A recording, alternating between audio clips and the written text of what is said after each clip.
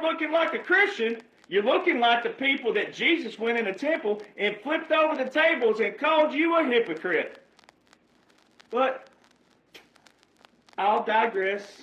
I'll just sit here and smile. I'll put on my little poop-eating grin because I know what I know because I wrote the book. Now, you can take that how you want. You can take that cockily. You can take that braggadociously. You can take it however you want. But you want to follow the people who wrote the book, who wrote the strategies, who wrote the tactics, the philosophies, the ideologies. And so many of you, the reason why you're faltering, one, is your faith is built on shifting sands. What's the Bible tell you, Christians? Where to build your house? Not on shifting sands. So why does your attitude reflect shifting sands? A lot of your attitudes do. Then, the second portion of it is you're listening to all the wrong names and faces. That old country song, looking for love in all the wrong places. Looking for love in too many faces. You people, some of you, you are looking for truth in everything that has a mouth. And you have no foundation in the simple principles of the government. The three branches of government. How they work, how they operate, how they function. You don't know the terms. You don't know the verbiage. You don't know the definitions. And you won't change, but you don't even know the simplicities of how the government's supposed to work. And I'm not a fan of big government, and that's exactly what's taking place, is the bringing down of big government. But you still got to know how it operates and functions. We got to have laws and orders. We have to have a government, and we have to get back to we the people being in charge of our representatives, being in charge of the lawyers and the people who represent us. That's what's taking place. And that's why it's so humorous to people who are in my team and in my encampment, as they call it, on my team. It's why it's so humorous, because I wrote the book. Independently, self-published. I'm the only one who has the book that outlines the 45-47. There's a lot of regurgitators out there. They're regurgitating. And let me go ahead and tell you, if they were to blow up and they were to run for something, guess what's going to happen? They're going to be exposed because they didn't write the strategies. They didn't write the tactics. They can't problem solve and think. So a lot of you are following the wrong people because they're not legit. Now, they can still be a good person, no doubt. And everybody needs to pull their weight where they are. But some of us were put here for a reason.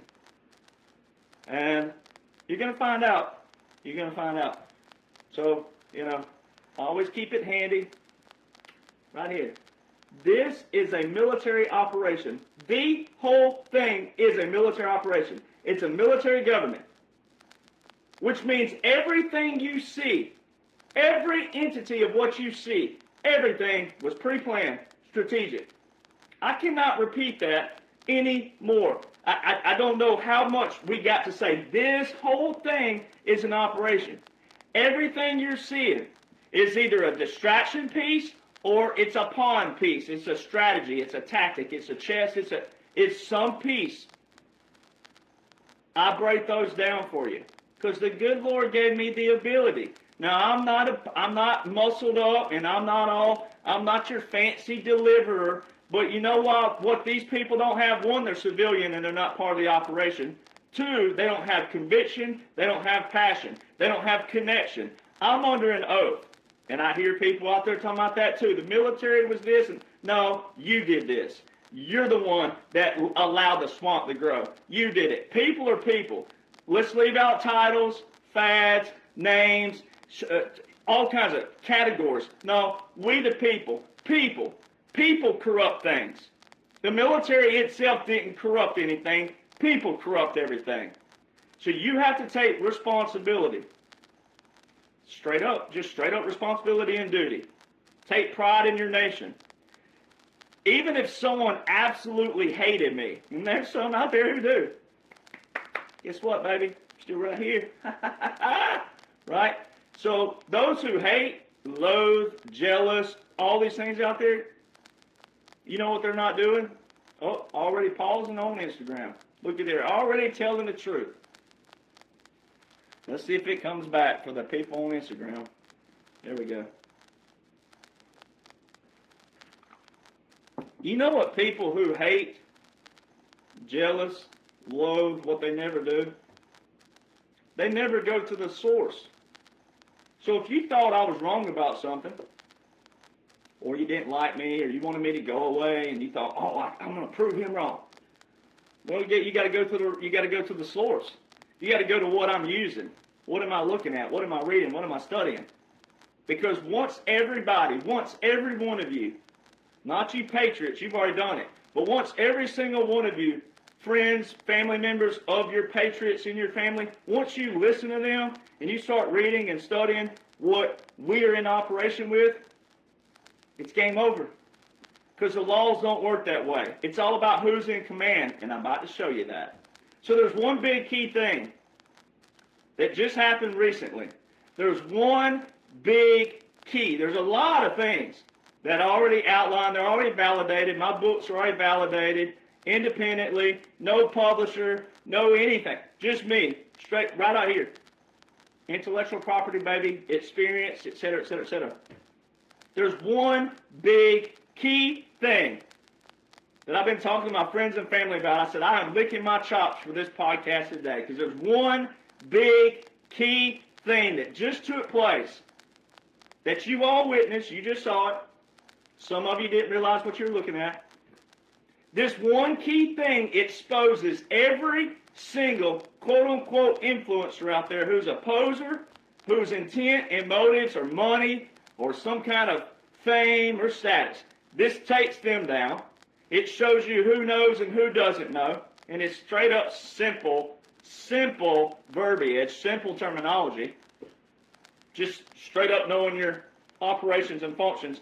But it also proves all of your military operation, all of your military government. It proves all. Which should ignite the curiosity in people to go, this guy is consistent. You know why I'm consistent? Because it's all where you can go read and study. And let me go ahead and tell you right now, how many people do you know makes notes, handwritten notes? How many of you influencers out there, how many of you sit here and you write history into history? Oh no, you're regurgitating. And then the other influencers, you're not doing anything. Look, pages. I got 5 pages of notes tonight. Don't worry, it won't last as long as you think. 45-47, the whole thing is a military operation. There's a reason why some of us are more passionate. It's because we're still under oath and we've been put in a position. It's a blueprint, it's a strategy. So how can I talk about it? First note. Well, because I'm under oath. You might want to go read what the law says. I'm a retired Army veteran. I am still under the Uniform Code of Military Justice, which is very key. That means that I have to be very careful what I say, because if I was misleading you, then I can still face a courts-martial. This is why we show attitude towards these quote-unquote influencers who are regurgitating, but they're butchering and twisting all kinds of things, and they're misleading you.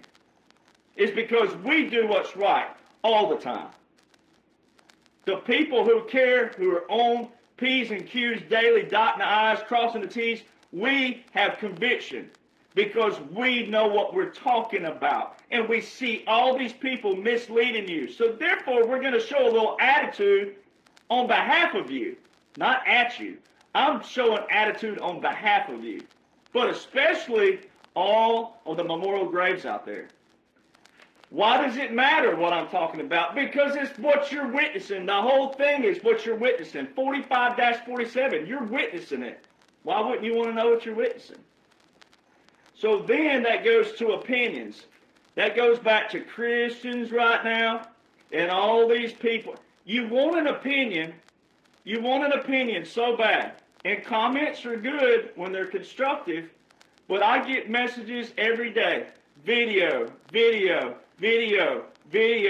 comment. You know more than the president, but you got 50 followers.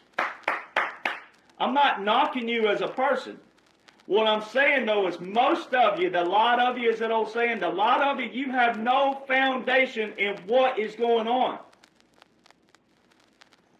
You all want peace, harmony, kindness, love, tranquility. You want all these things, but you're doing the polar opposite.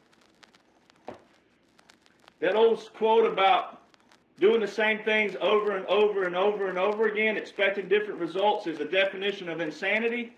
That is what so many people look like right now. You look like the days of old. Nothing's changed.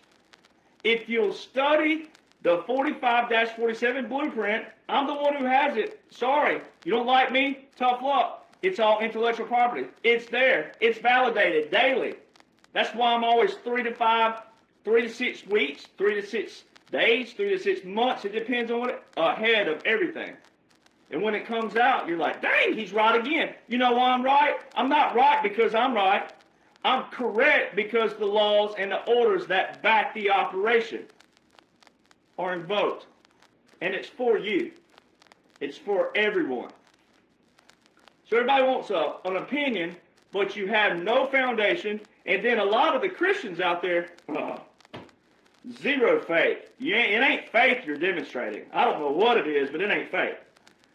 Then it goes to Elon's comment, the crossroads. We came to a crossroads of civilization. So all of the people out there, you're demanding justice. Oh, justice, justice. Where have you been? God love you, but where have you been? So all of a sudden, you want to be a participant in something you never participated in, and now you're demanding something on your time, but guess what? It still proves. Guess what position you're still in? The demand spot. You're not in the command spot. You're in the demand spot. You need to learn the command spot first. You need to learn how to prevent this while you're going through it. You need to sharpen your skills, elevate your skills. You need to learn how to prevent the swamp from growing. That's where your responsibilities and your duties come into play for moving into the future. Because after you see your justice, you're going to see your justice. You're going to see it, all right. When you see it, then what are you going to do for history? Are you going to quit after you see your justice? A lot of people are. So we're doing a foundational rebuild right now. Everything you're watching is a resetting of the Declaration of Independence to the T. And if you knew the verbiage in it, and if you knew the verbiage in the Constitution, and if you knew the verbiage in military laws and military government, which is all I talk about, I show you the visual and verbal pieces, which are your validities, your validation, that's your proof, if you will. A veteran should never have to use the term proof with a civilian whatsoever. That's an atrocity. You shouldn't need to see proof with a veteran who's sitting here quoting laws. All you got to do is go read the laws and orders and apply them, make them applicable. So, veterans, we take an oath, and in our little community, which is not really little, but little compared to the majority, we always say our oath never what? Expires. So even just a regular veteran who didn't retire, don't have retiree status or anything, still doesn't matter. Most veterans go, I am under oath and my oath never expired. And a lot of you, friends and family out there, a lot of you, you're grateful on the surface for military, but you're ungrateful in another manner. To where the whole operation is so eloquently, but just it's just right there. I don't even know what term. I get speechless because it's right there. I've already got the books. It's there. These are workbooks. These are not novels, and they're not hard read. But it's a chronological blueprint. Now, look. Most people buy these books because they want it for history and keepsake. But every bit of this book, this one here, and then part 2, are all over my social media for no cost. I have 0 subscriptions. You have 0 excuses to keep listening to a bunch of wasteful time of your energy. So the end goal of this whole operation, when we get right in here somewhere, The end goal was never to be Republican, Democrat fighting like this. The economy is never anything that people should fight over. The economy. The economy should reflect all of us. What's gas prices have to do with who you like or love or want to marry? What's gas prices have to do with your religion? Not a thing. All right, so the economy should never be any form of bragging rights, except when a president is in a military operation going, we're taking down the whole swamp, all their lies, all their deceit, all their manipulation. When we get on the flip of this and you see all the results of what's taking place with the balanced budget, the tariffs, the money, the end of certain taxes out there, when you see all this take place, ye of little faith, we're going to remember you. Your friends and family are going to remember your little post you made, and I hope they screenshot it too. I hope they save it. I hope they print it out and put it on your wall every week when you walk down the hallway or when you're in your restroom. There it is right there when you go to take a doozer. I want it to be right there. Friends and family, y'all know out there, that's a challenge for you. Any of your friends and family jumping ship right now, screenshot it, print it, put it on the toilet, put it somewhere, put it on their dash, like you used to put your girlfriend in high school, guys. Put it right on the dash and go, hey, friendly reminder, you jumped ship back here. Friendly reminder. You jumped ship, rhinos, you never Trumpers.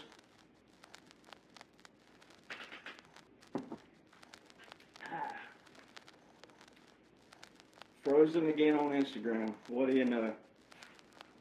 See, that is nothing. I got the best internet possible. It's not the internet. Let's see if it unfreezes, because I got a lot to go through in a little bit of time. All right, so it's not unfreezing, so I may just have to just roll with it. It is what it is. I'll have to just redo it again. Let's just see. Oh, well. So the end goal is to not be fighting. The end goal is to clean out everything. Get everything back down to a minimal government. Very minimal. President Trump just said this just a couple days ago. He specifically said, we have got to get everything out of the federal. The federal should only handle a few things. A few things. Military being one of those. All right? So many people don't know what the end goal is. And that is an atrocity. To hear so many people want peace and love and kindness and harmony and all these things, and you just, what do you expect? What did you expect? What did you think it was going to be like is the biggest thing. So, the end goal, priorities, principles, prevention. Now, in business, they have the 5 P's, but in the rattle trapology, it's the 3 P's. Priorities. All right, we're back again. So, the end goal, Instagram, it finally came back. So, the end goal is not to be fighting, right, about dumb things. President Trump said a few days ago, specifically, that we had to get down to a small government where only a few things are handled by federal. Duh, makes sense, military and a few other things because of the monetary value. But then we won't be starting stupid wars like the past did. And you'll be in control of that once you people learn your responsibilities and your duties. So the 3 P's. In business, there's 5 P's. All right, but in rattle trapology again, there's 3 P's. Priorities, principles, and prevention. Americans have got to learn those again. It's not materialism. It ain't keeping up with your neighbor and how big a truck they got and boat, yada, yada. None of that. Stay in your lane. Do what God's called you to do. Quit worrying about everybody else. Transparency. Why is President Trump the most transparent person on the planet? Why is the president all of a sudden the daily topic every single day in the majority? Transparency. Right? You never had that before. Why are you not appreciative of that? Transparency. Consistency. Consistency. That's why I'm always correct. You know why I'm always correct? 1, because I'm just correct. No. But I'm correct because the laws and orders, right? They're there. But these laws and orders don't hurt you. They're not against you. And they outline a operation for humanity. So they're not against you. Then you have constructive analysis is what I'll term it. But every single one of you have got to get in a place where your skill sets and your memory bank, etc., are in a constructive type thinking process, where you're problem solvers. Or maybe you're more analytical than you are strategic, or maybe you're more strategic than you are analytical, or maybe critical, or convergent, or divergent, or you may be all of them. You may be a few of them. You may be a hybrid. But you still have to elevate your thinking, sharpen your thinking, empower yourself. Empower yourself, right? Go read the laws and orders, and make your own analysis. Real simple. All right. So then that leads to your problem solvers out there. That leads to your strategic and critical thinkers, and it also leads to opinions versus solutions. So many people right now, all these quote-unquote influencers that are civilians especially, and there's not many veterans doing it, but there's a few veterans out there, big platforms, they're butchering it too. I mean, butchering like you ain't never seen. And what are people doing? They're flocking to them simply because of a title or an accolade, or they're the recent fad, they're the recent, so-and-so, he's a this. If they're not teaching you how to empower yourself via thinking and feeding your brain with knowledge of some form of learning or education, they're the same old fake news as it's always been. It's just a different face, a different look, and a different spin on an opinion, which leads to drama. Solutions are where you have critical, strategic, convergent, divergent, creative, analytical thinkers saying, okay, what's the problem? Do we have a halfway solution? Do we have a quarter? Do we have any solution? Do we have any avenue to get to our goal? And then you come up with strategies and tactics to reach that goal. Is it a product? Is it a service? Is it both? Pretty simple. That's why President Trump says we have to protect our nation's high IQ. He's talking about people like me. Okay, bragging a little bit. Okay, maybe so. But he's talking about people who have the brains to lead you and to prevent you from falling prey to all of these deceitful people. The worst ones are the ones that look like you, talk like you, act like you, but ain't you. It's what they're doing back here. But you can sharpen your skills to find it yourself. Which again, you got to stay away from names, titles, fads, resumes, and accolades, and learn what their intent and their motives are. That's why consistency comes in. That's when President Trump says, isn't it nice to have a president who doesn't have to look at a teleprompter? You know why that's so big? Why didn't people apply that? You got a man who don't even need a teleprompter. He uses a teleprompter like I use notes to stay as concise and precise as possible, but I don't have to. I can rattle off and tell you right off the top of my head. I don't memorize this stuff. President Trump don't memorize this stuff. We know every bit, everything.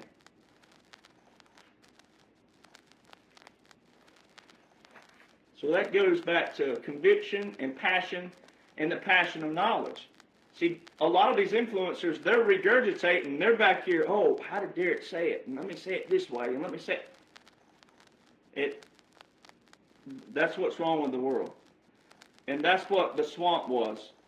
If you watch Mr. Smith Goes to Washington, the Congress, you'd have a young leader go in and a senior leader will take their idea and then present it the next time on the floor, and the young guy's going, oh my gosh, that's my idea. And they go, sorry, bud, if the end goal is to put it in law, then you should be okay with that. That's plagiarism. That's theft. See, so that's what people do to me out there. Well, you said it's laws and orders. No, intellectual property, different. So it's like this. A lot of you now are some of you in the fatigue mode because you're tired. You hadn't seen what you think you want to see. Because some of you, I ain't talking about your patriots, but I'm talking about your friends and family. Some of you, you think you're an expert because you Googled some .org on the dark net. All right? You know why you got that access? Because they allowed you to have that access. You didn't find something that was hidden or secretive. You found something because they allowed you to have it.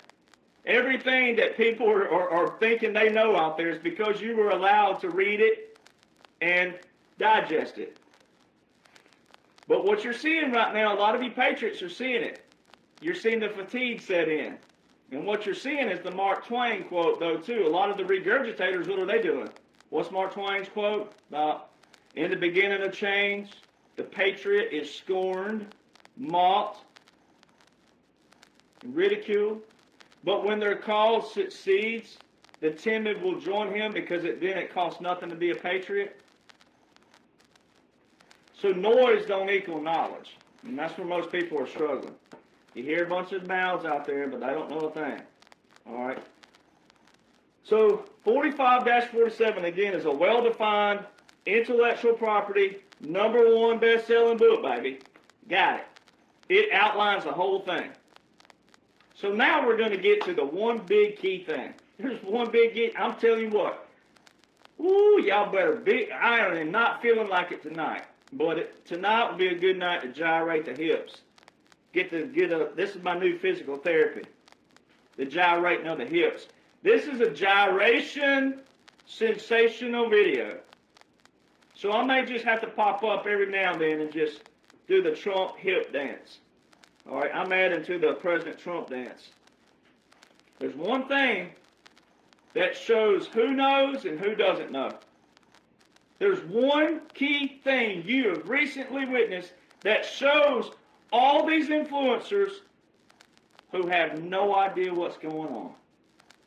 Now, they could be a good person, but again, this is not a good person movement. This is a military operation to find good people. You got to learn the language. So first and foremost, before we get to the one big key thing, law is a written discipline, meaning it's very keen, K-E-E-N, keen, is very keen on terminology, grammar, and punctuation. Right? So that's why a lot of females follow me, because it's very verbal. Right? And you can read it. And commas matter, colons matter, semicolon, whatever. Every little intricate detail matters in law.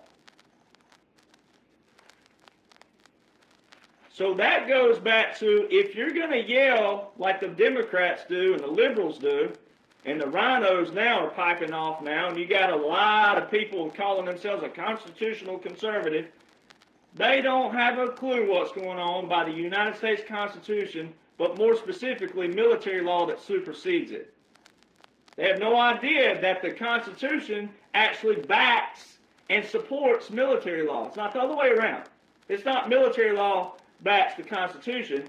It's the Constitution backs and supports military law.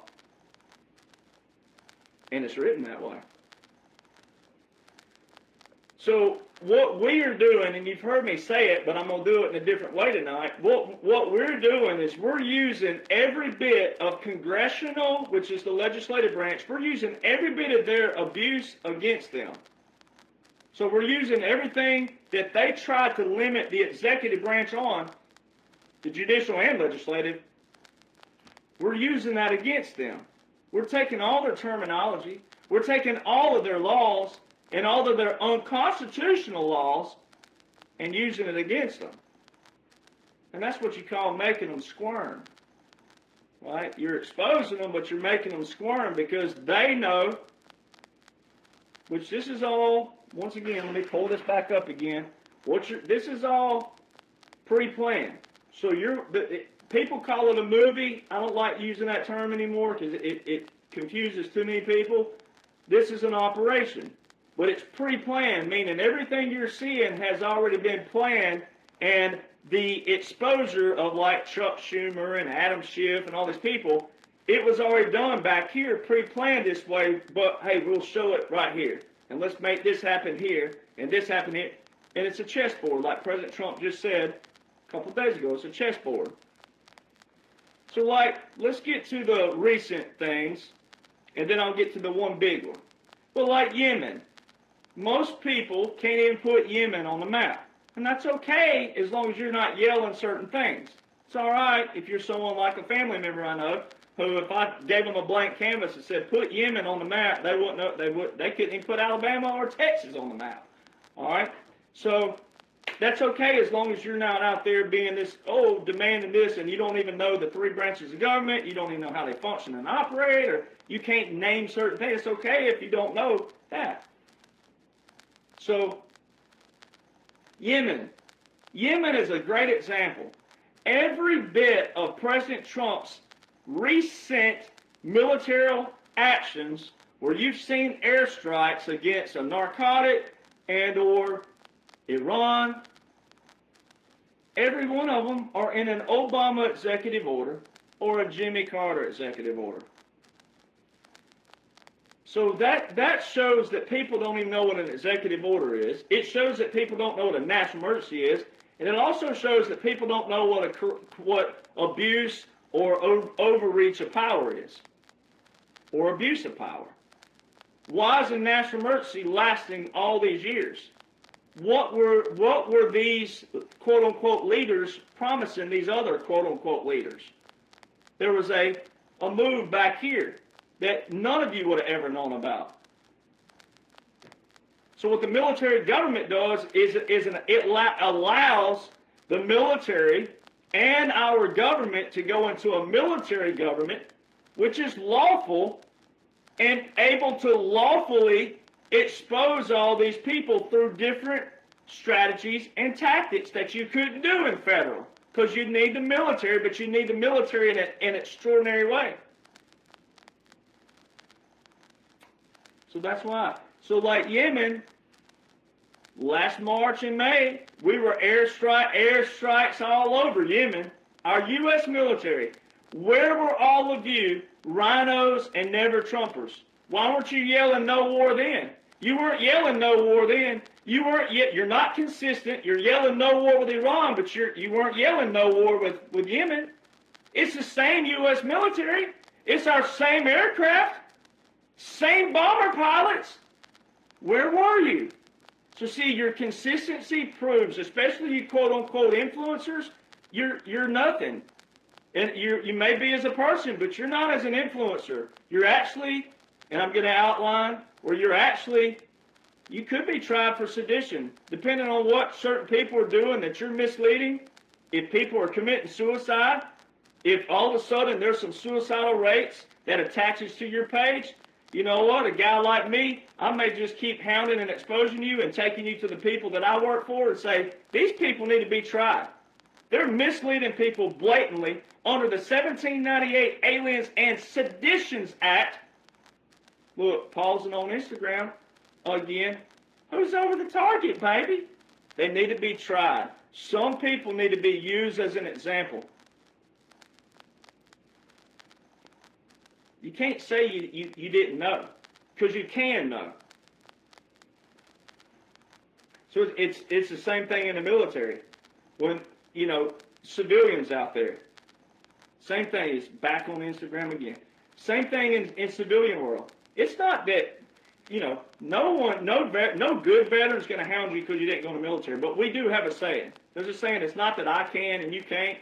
It's I did and you didn't. Right? So it's the same thing. And so many people out there are, I didn't know that. Well, that's the whole point if you call yourself an influencer. You're supposed to know the laws. Then you on profiles, you'll see something constitutional, conservative. Know nothing about the Constitution. Know nothing about military government, which is lawful. And the Constitution supports the military government, not the other way around. So Yemen is a straight up bullet point to show that most people, especially influencers, hypocrisy, because you're not consistent. If you were yelling no war with Iran, you should have been yelling no war back there with Yemen. And guess what? Yemen was not. It wasn't a war. Venezuela. No one was yelling April the 1st, 2020, when Southern Command put on their website that we're launching an operation, a counter-narcotics operation in the Western Hemisphere. Where were you then? This is even worse. April 1st, 2020, no April Fools going on. Wasn't no April Fools that day. You've been seeing counter-narcotics getting blown out the rear end. Why weren't you yelling back in April of 2020? 6 years ago. Where were you, hypocrites? Where were you? Why weren't you yelling back then? No, we don't want this put in law. We don't want counter-narcotics blown up. We love cartels and we love trafficking. Where were you back then? You weren't yelling that then? That's how foolish these influencers look. They're not influencers. They're doo-doo brains. That's as light as I can go. I'd love to say some more things, but I'm trying to. Iran is so simple. Executive Order 12170, November the 18th, 1979. Wake up, people. An executive order with a national emergency older than me. Oh, yeah, that sounds like a real national emergency, don't it? Come on, people. Then you have Obama's quote-unquote great deal. Iran was supposed to be at 3.67% uranium enrichment. Well, is 60% the new 3.67? Which one is it? I mean, it wasn't like they, 5%, 10%, 20%. No, the 60% just so happens to match the 22, 23, and 24 National Defense Authorization Acts. Oh, weird. Funny how that works. Who was supposed to be the quote-unquote president in 22, 23, and 24 in the National Defense Authorization Acts, the defense budget that the military gets paid with, has 60% in there? Oh, and that just so happens what the uranium enrichment was June 2025 during the assessment? Wow! This is not that difficult, people. You don't need all these other mouths out there. If you truly want truth, you don't have to look anywhere else. So here's the punchline. This is the punchline or the gyration line. Whatever you want to do. Wherever you are out there, if you're drinking coffee like I am,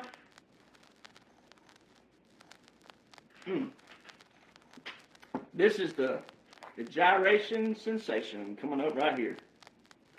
So if quote-unquote Joe was president, so see, I can prove to you all day long via the military laws, military strategies, military tactics, with your federal law, every single intricate detail of how we're in a military government. You're watching a military operation. It's all lawful.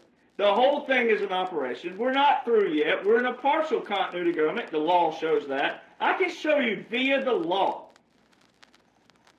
where we're in every entity of that. But for the people out there that still just will not read, will not study, will not comprehend and make it applicable, just got to go run to every mouth out there because they look better, they selling this and they selling that, and they sound better and they deliver better, and they don't ever show passion like Derek Johnson, that guy with that oath he's got under the military. If quote-unquote Joe was president, this is so freaking simple. If quote-unquote Joe was president, they showed you the people that quote-unquote Joe and the you-know-what was a Democrat presidency with a Democrat House control and Senate control from 2021, 2022, and 2023. But they couldn't pass a single resolution to the War Powers Act?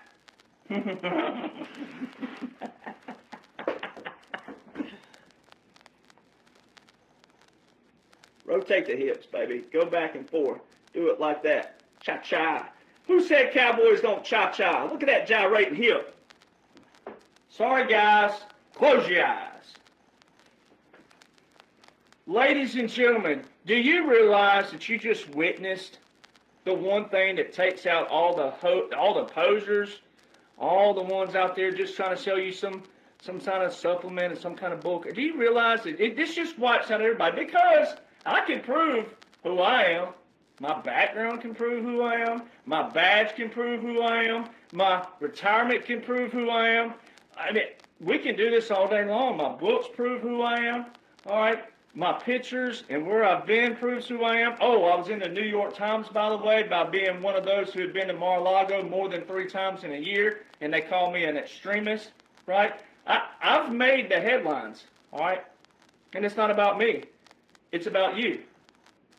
You're listening to all the wrong people. That one thing, the one thing, ladies and gentlemen, the one thing you just witnessed, the Senate tried twice now to get a resolution.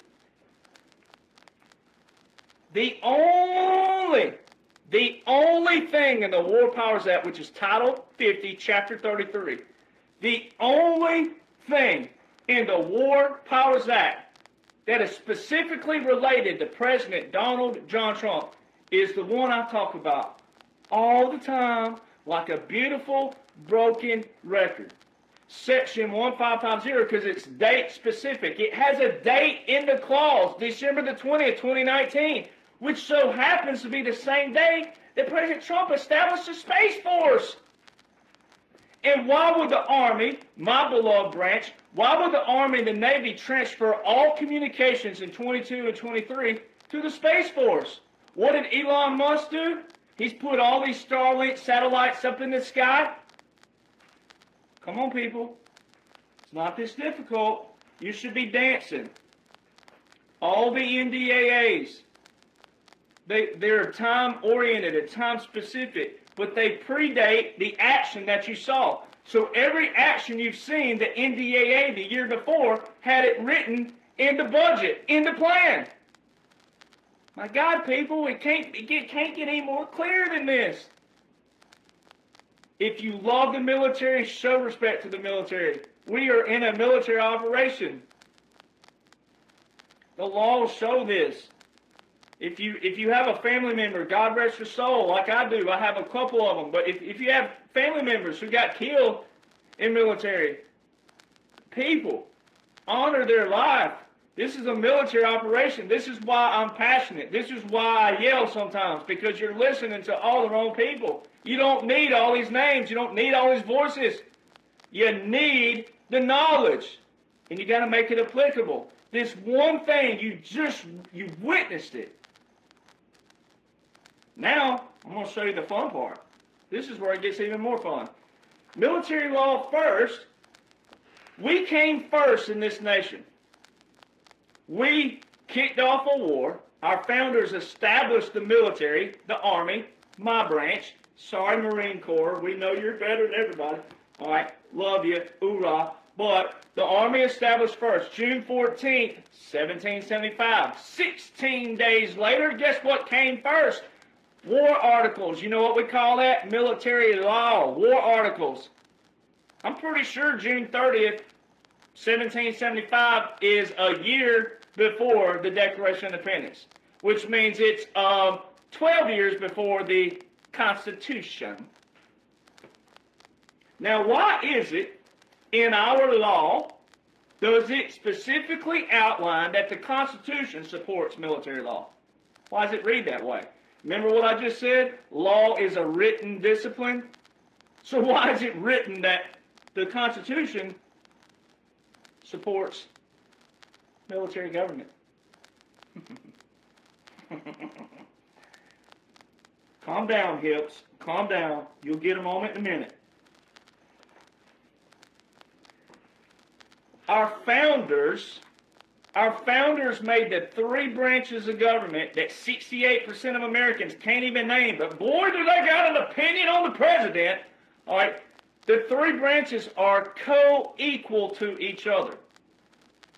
I've talked about this before, but I'm going to talk about it a little bit different.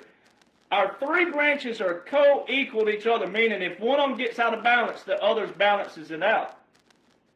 So why is it that Congress, the legislative branch, and the judiciary branch have abused all their powers? Why are they alienating the executive branch? Why are they saying the president can't do certain things? It is most certainly in military law that I'm about to read to you. I'm going to read every passage. I got 1, 2, 3, 4, 5, 6, 7, 8, 9, 10, 12 tabs. all.gov.mils.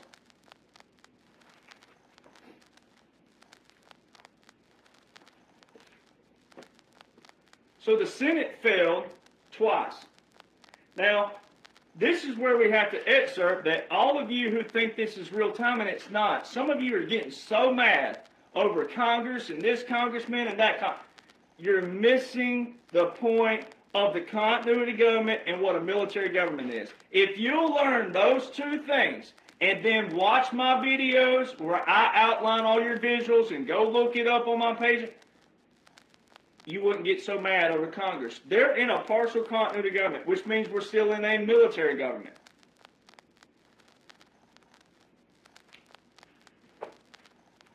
The War Powers Resolution Act, ladies and gentlemen, is unconstitutional. And I'm going to show you how. First and foremost, if Congress, the legislative branch, if representatives were doing what they're supposed to be doing, if senators are doing what they're supposed to be doing, if you, the people, are knowing what you're supposed to know, which are laws, you don't have to practice the law to know the law. So if every one of you would learn the law, then you'd learn what? You'd learn how to prevent their overreach and their abuse. Because you would control them even though they would represent you. And when you control them, they will represent you how? Finely. Meaning fine. F-I-N-E. Fine. Finally. Meaning they will be on their P's and Q's, crossing the T's, dotting the I's, but maybe you don't want to practice that. Maybe you don't want to read the law, study the law, and practice the law. But you don't have to practice the law to read and study it. So if you, the people, will do what you're supposed to be doing, Congress doing what they're be doing, then the president is one person. See, so that's why it's foolish. I won't use the other terms I normally use. That's why it's foolish to put so much pressure on the president, because if Congress was doing their job and not overreaching or abusing their job, we wouldn't have this discussion. So we're using all their laws and orders against them. Unconstitutional. The War Powers Resolution Act is unconstitutional. So let me show you this. You've heard me talk about it, but we got to bring it up again. Section 1550 is date specific in the War Powers Resolution Act. But it was passed as a section of the 2020 National Defense Authorization Act. So when you go over to Section 1550 in the War Powers Resolution Act, which is Chapter 33 of Title 50, Title 50 is your national security. Who did our founders say is the guardian of national security? The president? Oh. So why is the War Powers Act under the national security? Title 50.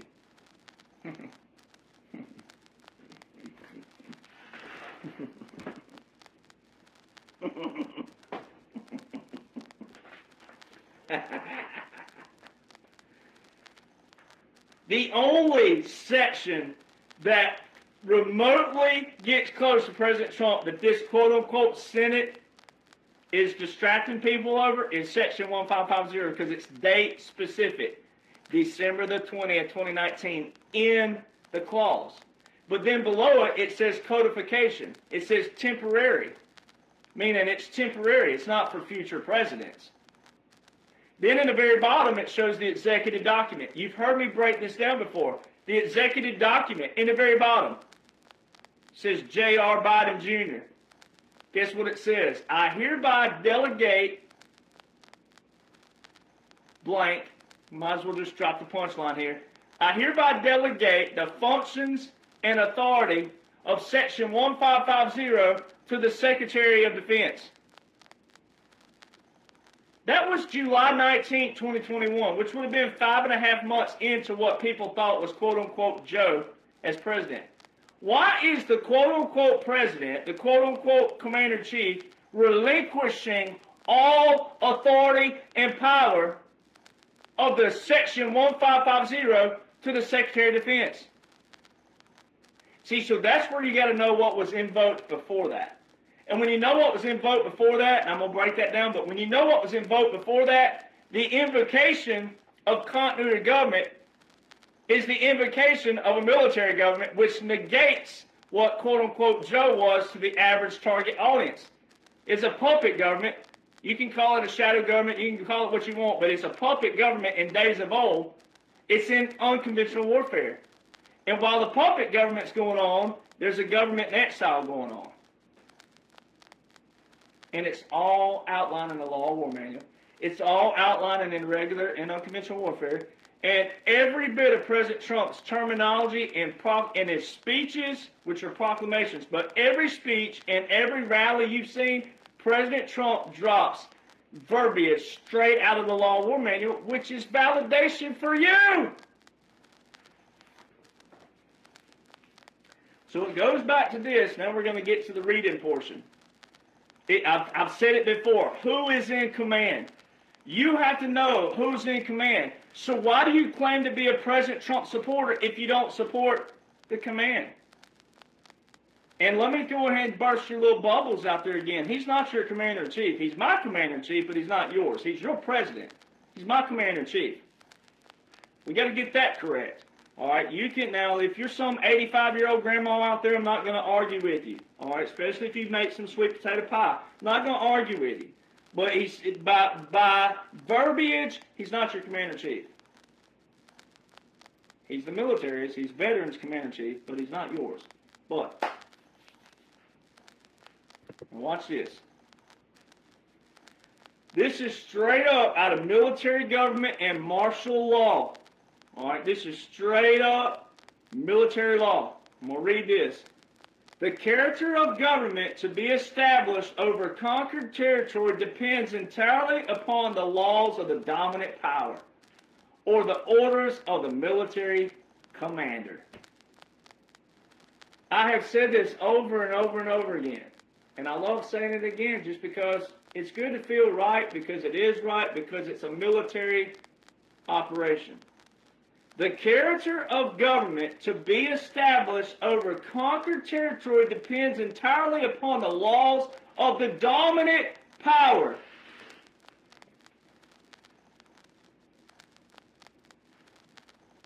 Or the orders of the military commander. All right? Now, there's three kinds of military jurisdiction. You've heard me talk about this. Now, I've already outlined the visuals, but we're going to get there again. There's three kinds. This is the Law of War Manual. Page 795 of the PDF portion of the Law of War Manual. There are under the Constitution. Oh, wait. What did that say again? I'm so sorry. Did I make sure I saw that correctly? There are under the Constitution three kinds of military jurisdiction. Huh, weird. All these constitutional experts out there, they sure don't know this. One to be exercised both in peace and war. Another to be exercised in a time of foreign war without the boundaries of the United States. Or in time of rebellion and civil war within the states. Or districts occupied by rebels treated as belligerents. And a third to be exercised in a time of invasion or insurrection within the limits of the United States or during rebellion within the limits of the states, maintaining adhesion to the national government when the public danger requires it. The first of these may be called jurisdiction under military law, and is found in acts of Congress prescribing rules and articles of war, otherwise providing for the government of the national forces.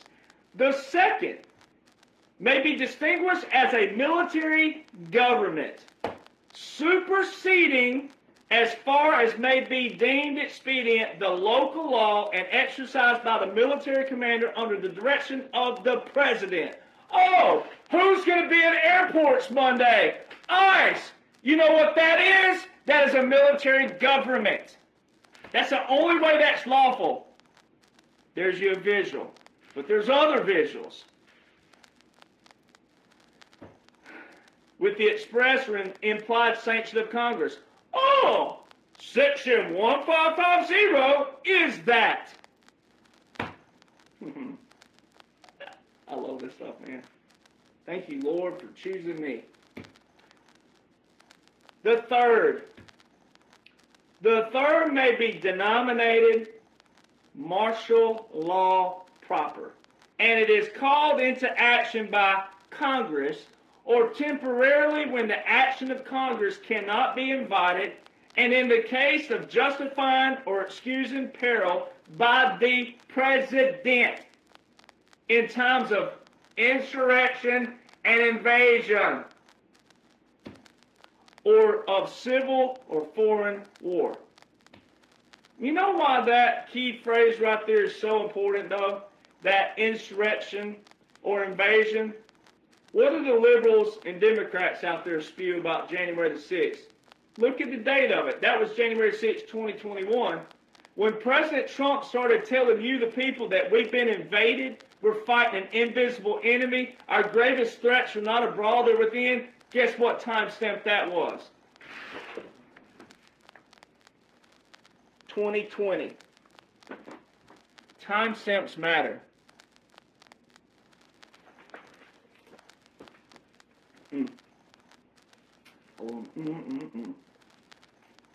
Now, let's get out of there.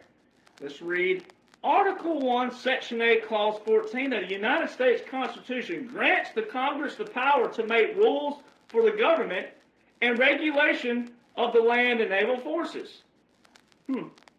Weird. Watch this. Oh, what do we have here? Military law and precedents. Legal effect and force of Army regulations. We have seen that Congress, in existing law, no longer reserves itself the function of approving Army regulations, or makes its approval of the same a condition to their taking effect, but that under the Act of 1875 above cited, the President is vested with the general and exclusive authority to make and publish regulations for the Army. As heretofore been remarked, he may, in due execution of the laws for the government of the Army, make needful and proper regulations without any legislative authority whatsoever.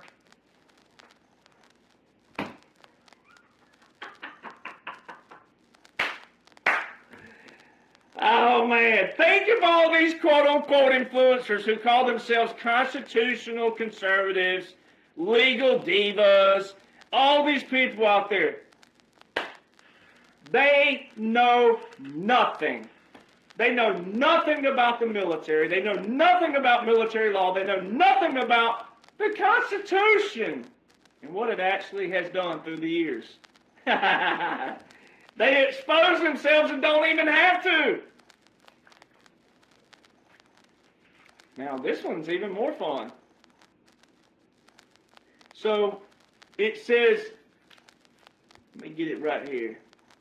Where'd it go? Right here. Where did it say? It says supersedes the Constitution. Make sure you get that through the thick skulls out there. Supersedes. Now watch this. I've been saying this for a while now. This is so funny. And I had to go find it. I had to go because it's in older books, 1914. How many of you are alive in 1914? Yep, point proven. All right. Military government supersedes your First Amendment. Yeah, you heard that correctly. Military government and martial law. And I show you all the visuals that absolutely 100% prove we are in a military government. So now I'm about to show you where your First Amendment ain't doo-doo. Especially if you look like some of these fools out there. All right, here we go. Military government and martial law. It says, all who act in district to defeat martial law may be arrested. Bill of Rights not effective in time of war. And guess what validates that, ladies and gentlemen?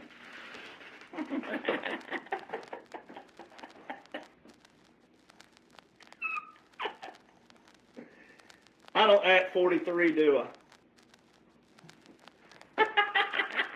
Guess what validates it, ladies and gentlemen?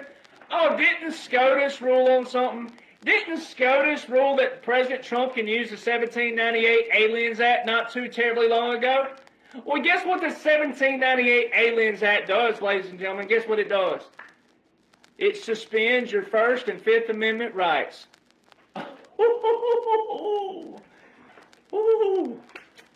Sucks to suck, don't it?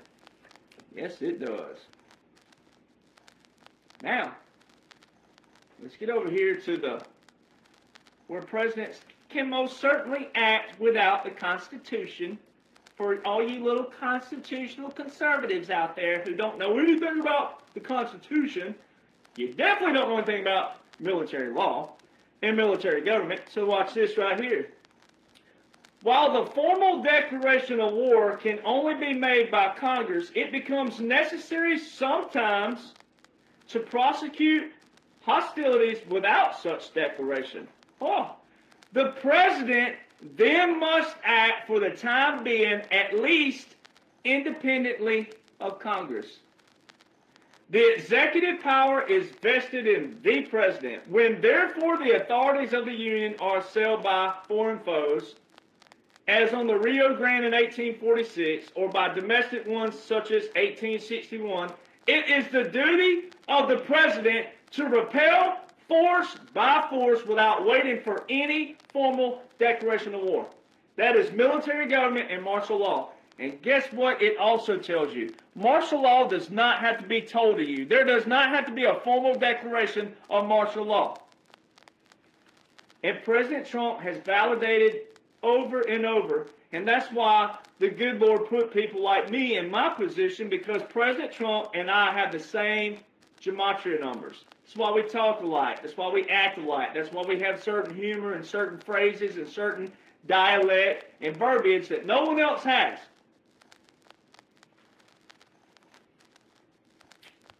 You just got to know. All right? Now, I'm going to show you something that no one ever talks about. One, because they don't know to talk about it, which shows you that there's just some people you need to listen to and some you don't. No one ever talks about this.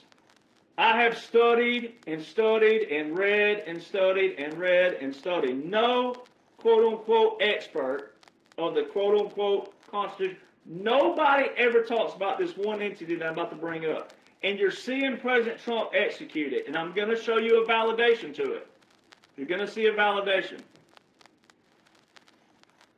So, you got to go back to the combination. Here's a combination. So it's like if you're Easter egg hunting, you got a basket. You put all your eggs in a basket. So now you take who's in command, all right? Well, you see who's in command, or he wouldn't be the hot topic daily. All right, so you take who's in command, you take the military government. Those of you who know the military government, you patriots already know, but this is for the people who don't. So once you study your military government, you take that, you put that with who's in command, and then you take this language right here. This is straight up from a legal assessment from 2 military personnel and then regular civilians, which is not good. When we have regular civilians, it's about 7 of them, I think, is listed, with only 2 military personnel. That's not good, ladies and gentlemen. And I'm going to show you how. So if you got more civilians than you do military, trying to weigh in on military actions, that is what leads to the swamp. That is what leads to swamp wars, foreign wars for money, oil, money, all these other things, right? So watch this right here. This is a legal assessment of the War Powers Resolution from 1993 with a lot of key people that you would remember, especially if you're over 40. You remember some of the names in here that they quote. Early practice reflects the view that Congress held the bulk of war-making power. George Washington thought congressional authorization was necessary for any offensive expedition of importance.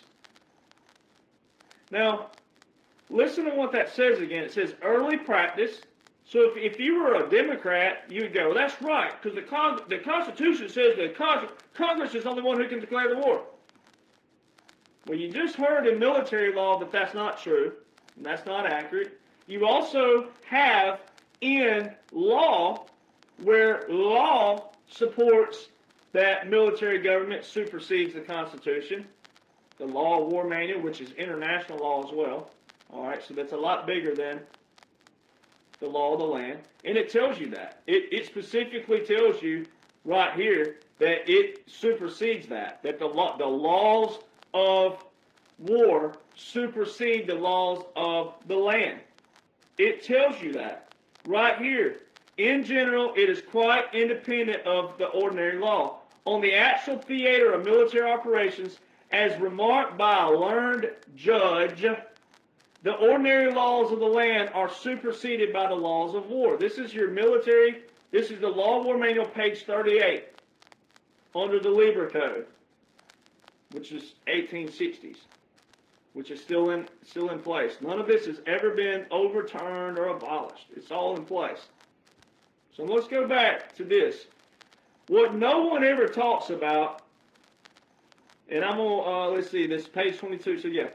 So page 22, if you want to look it up, I'll post it later. The link to this is an assessment, but you got to know how to read it. Don't take it out of context like people do.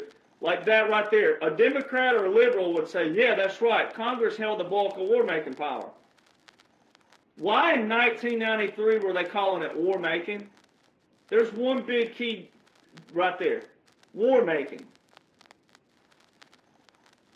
Our military law says the president can act in a time of insurrection or an actual enemy attacking us. Not making a war. There's a difference in war-making and acting upon an insurrection or an invasion. Now, why? This is 1993 language. It says early practice reflects the view that Congress held the bulk of war-making power. They didn't use that terminology, though. Our founders didn't use that terminology. They didn't use that terminology. And the military laws also show this. They didn't use that kind of terminology.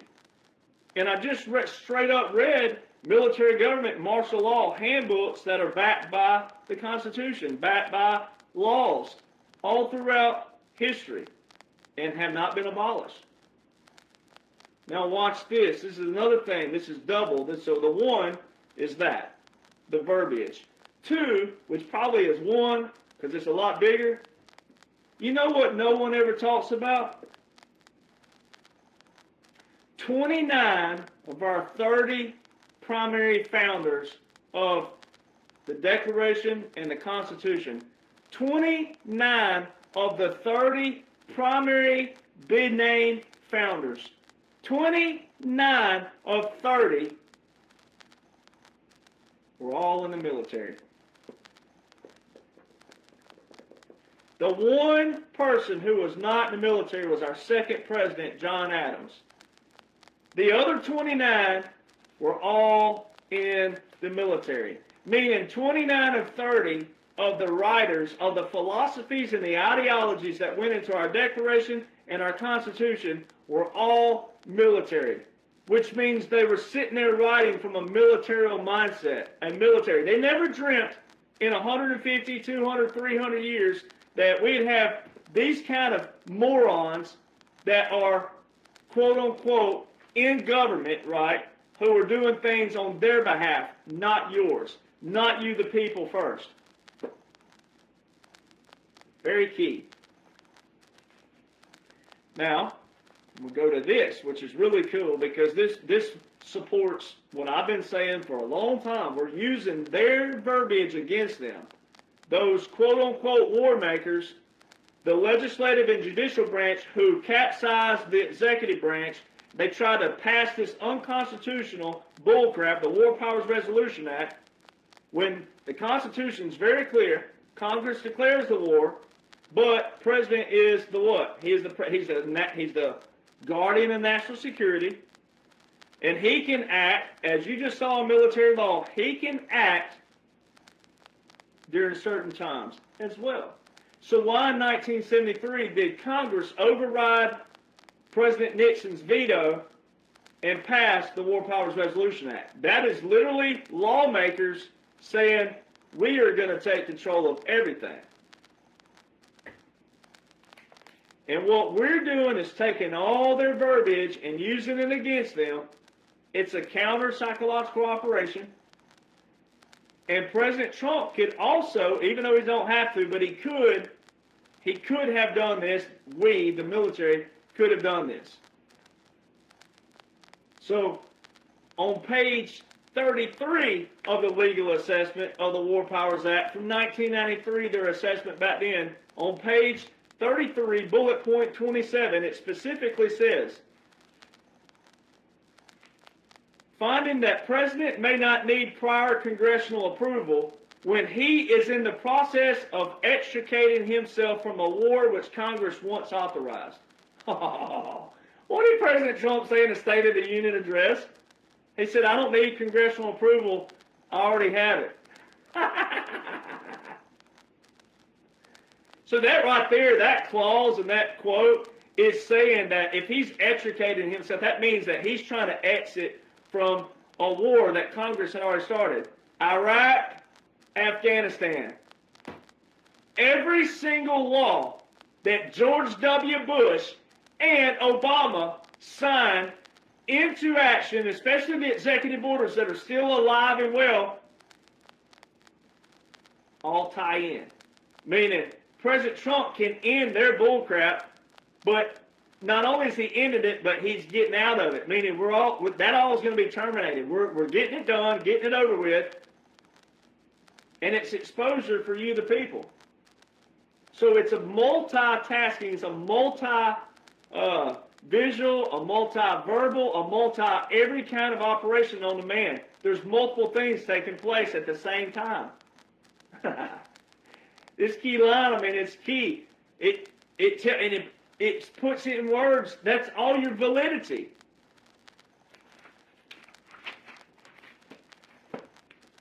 So what basically the visual for the target audience out there that has no clue about me, don't know there's books that already outline this is all an operation, the target audience, what President Trump and the military government does is it makes this shield around all the people, protecting the people, doing certain things. There's certain things that have to play out in lifetime, but most of it is already done. It's already predetermined.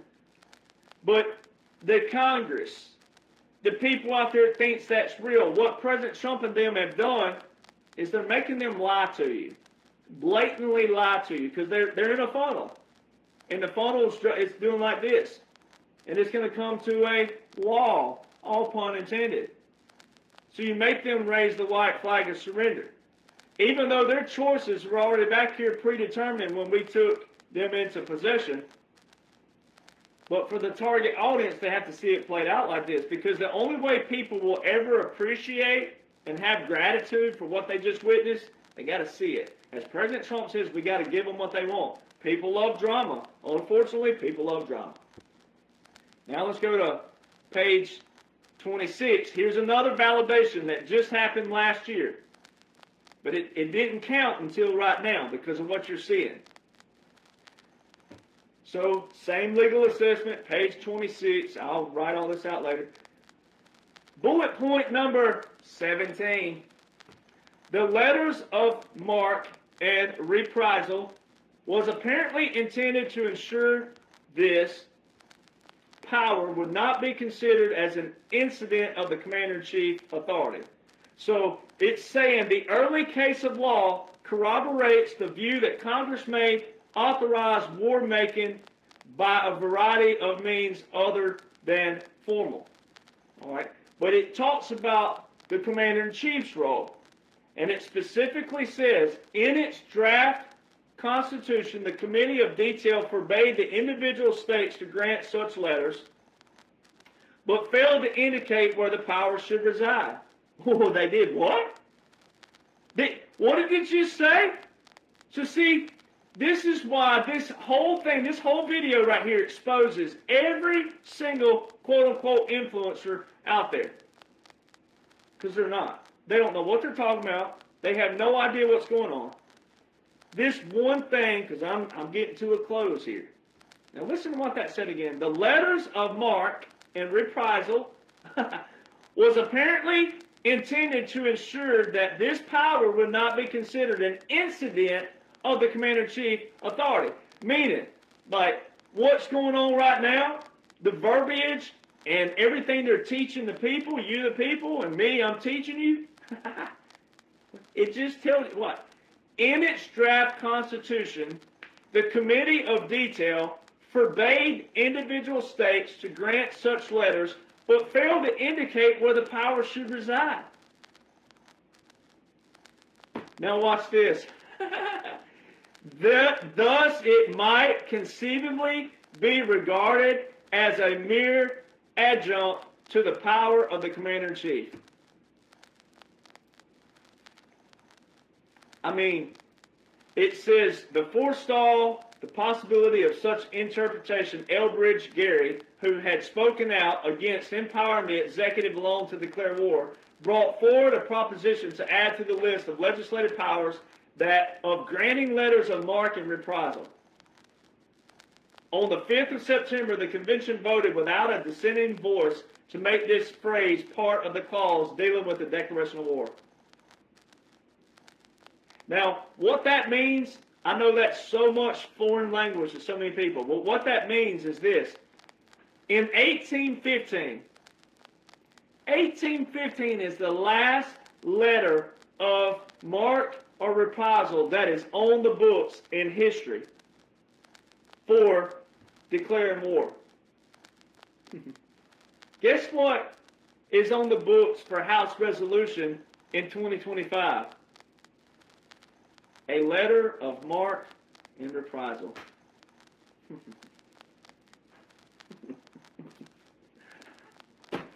So what are the odds, again, that I can outline every intricate detail of a military government, continuity government, government in exile, and all these things that have never happened before are happening? Yeah. So how do you lawfully drain the swamp while also resetting everything? Psychology. Counter-psychology, though. Most everybody, you've all been psyoped. We've got to reverse it out. That's why so many people look like a chicken with its head cut off. You look like a banty rooster when it wakes up in the morning. You don't know what to do. You're, oh, what's going on? And that's why so many people, you get shook. You're all shook up. You're all shook up, right? You get shaken over the littlest thing, the smallest thing, because your foundation is terrible. Your foundation is in the past. Your foundation is on a bunch of moving mouths who know nothing of what's going on. You claim you love the president, but you don't even want to seek the laws and the orders of what he's using. Dear God, have mercy. Help us all. Why are you wasting your time and energy? I want you to have a good life. I want you to have good energy.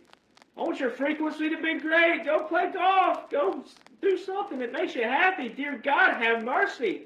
But if you want to know what's going on, you got to know who's in command and what are they using.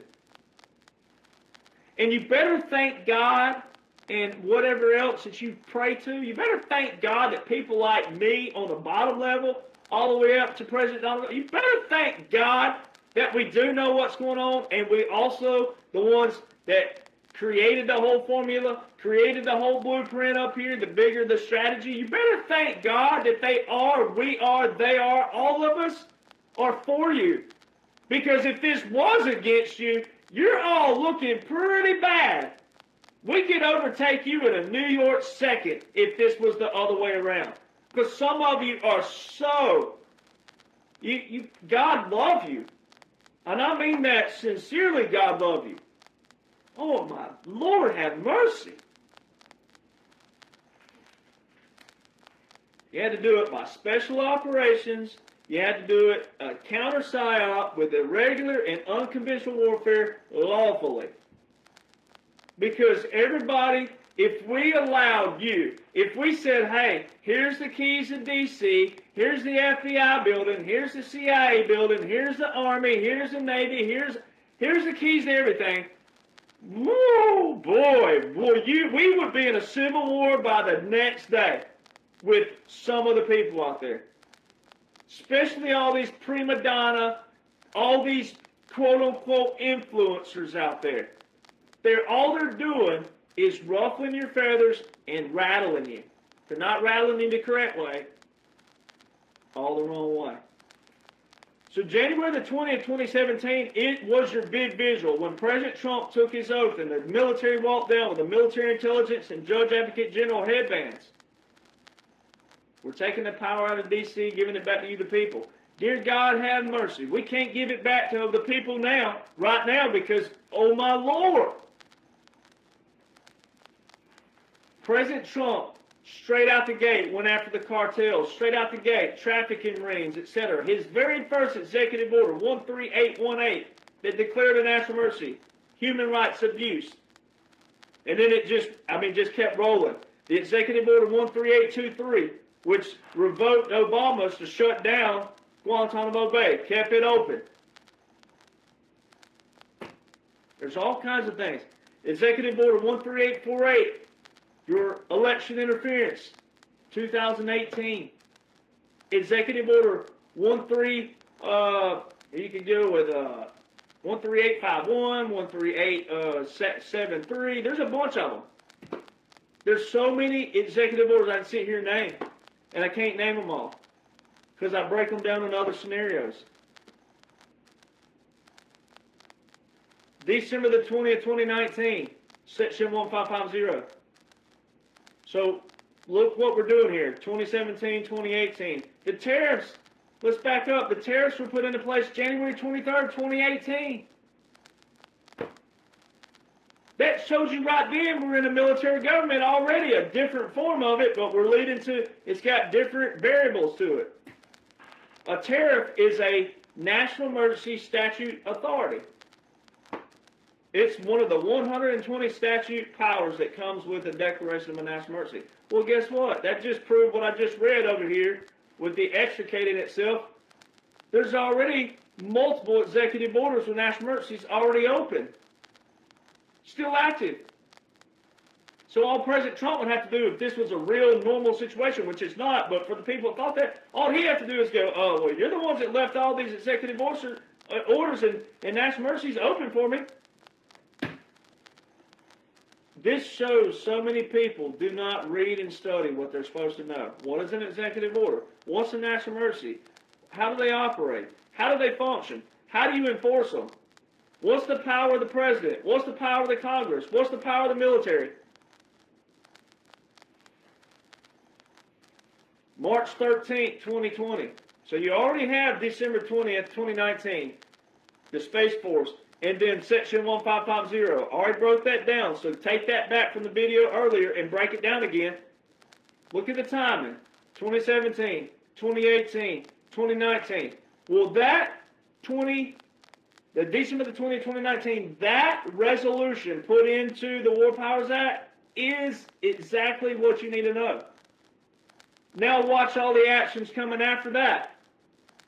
Oh, so March 13th.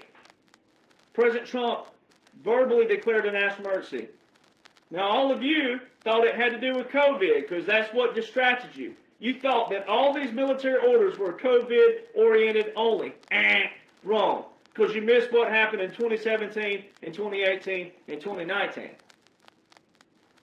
So anybody out there that tells you that that's COVID-oriented only, they're wrong. I don't care if they're a full-bird colonel. I don't care what their resume says or the Digit 14. It has nothing. You need to know what's in law. Quit bleeding and quit leaning towards people with names, titles, accolades, resumes. You go study the laws and the orders. Forget about all these people out there. You empower yourself and you'll see for yourself that everything I talk about is most certainly in a law, in an order, currently invoked right now. March 24th, mainstream articles started talking about a general. That President Trump could install a general in case the law breaks down. First off, it don't work like that. But second, guess what that was? That's martial law. That's exactly what they're talking about. It's martial law. Martial law proper because President Trump told you in March 2020, the same month, he told you what? We're fighting an invisible enemy. He specifically said we have been invaded. Our gravest threats are not abroad, they're within. You can go back. I have all these videos posted on my pages. You can hear him say this. Those are proclamations. The same time they're telling you a general, Northern Command, ladies and gentlemen, guess who handles continuity of operations and continuity of government? Northern Command. So why are mainstream articles sitting here telling you, the people who would have never known what you're reading back then anyways, that, oh, President Trump's going to install a general in case the law breaks down? You don't install a general. Generals are there by service. All right, you don't install a general. That's not even a correct terminology. But that was a visual telling you something big's about to take place. Voila. March 27th, 3 days later, President Trump, Executive Order 13912, he invoked Title 10, Section 12302. He federalized 1 million reserve components to active duty. April 1st, we already talked about it. April 1st, Southern Command launched the counter-narcotics operation that you've been seeing recently and last year in the Caribbean with Venezuela. That was launched April the 1st, 2020, and they outlined all our joint partners way back then. The same partners in the news today outlined April 1st, 2020. April the 30th, 2020, Executive Order 13919. President Trump invoked Title 10, Section 12304, which requires 2 years in advance preparation. Huh. Well, that's odd, because everything outlines towards that. That's when all the military started heavily being active every single day. National Guard, reserve components in the United States of America, in and out of each other's states every day. No training, none of that going on. During that time period, you saw people on my page go, oh, they're just training. Ha. Yep. You veterans, you expose yourself. Sorry, pals, I have no love for you. All right? No respect for you whatsoever.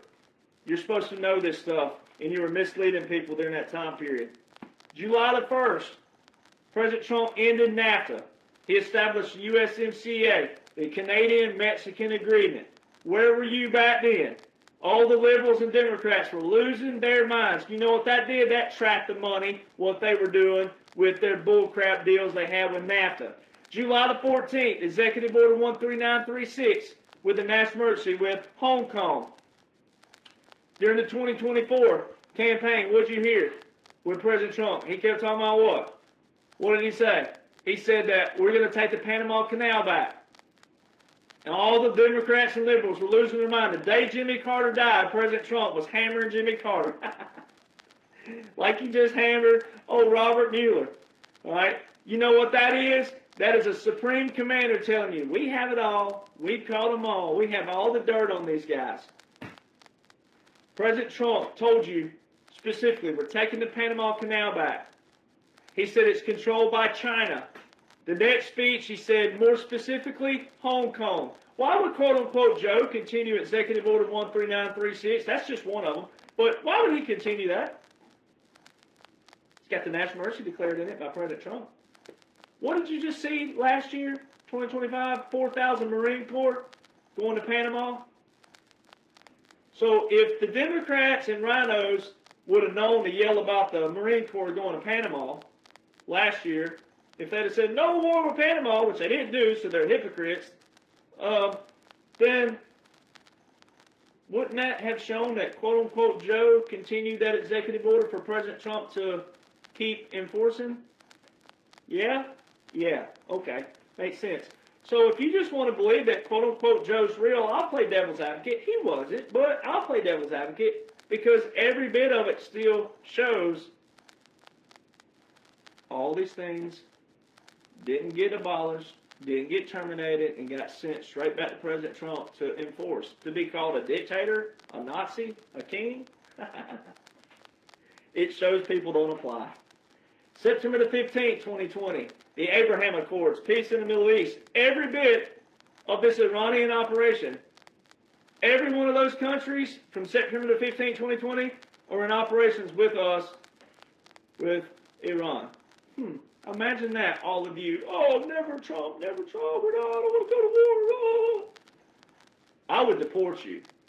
President Trump and the military, the bigger picture, I'm the low man down here, but the bigger picture, they knew you would act this way. All of you quote-unquote influencers, they know that you don't know what's going on.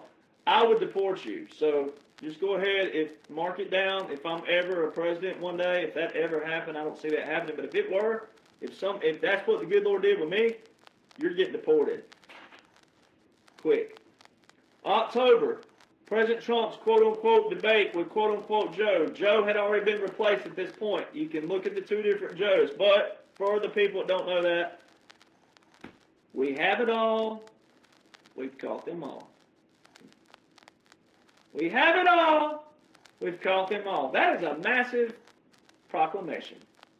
Telling you, the people, we have it all. We've caught them all. So remember, we're doing a timeline here. 2017, all the executive orders, 2018, tariffs, etc. 2019, there's your resolution right there.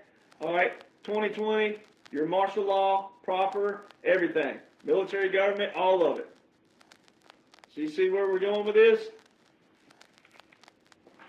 December the 7th, Executive Order 13961, President Trump invokes the continuity government.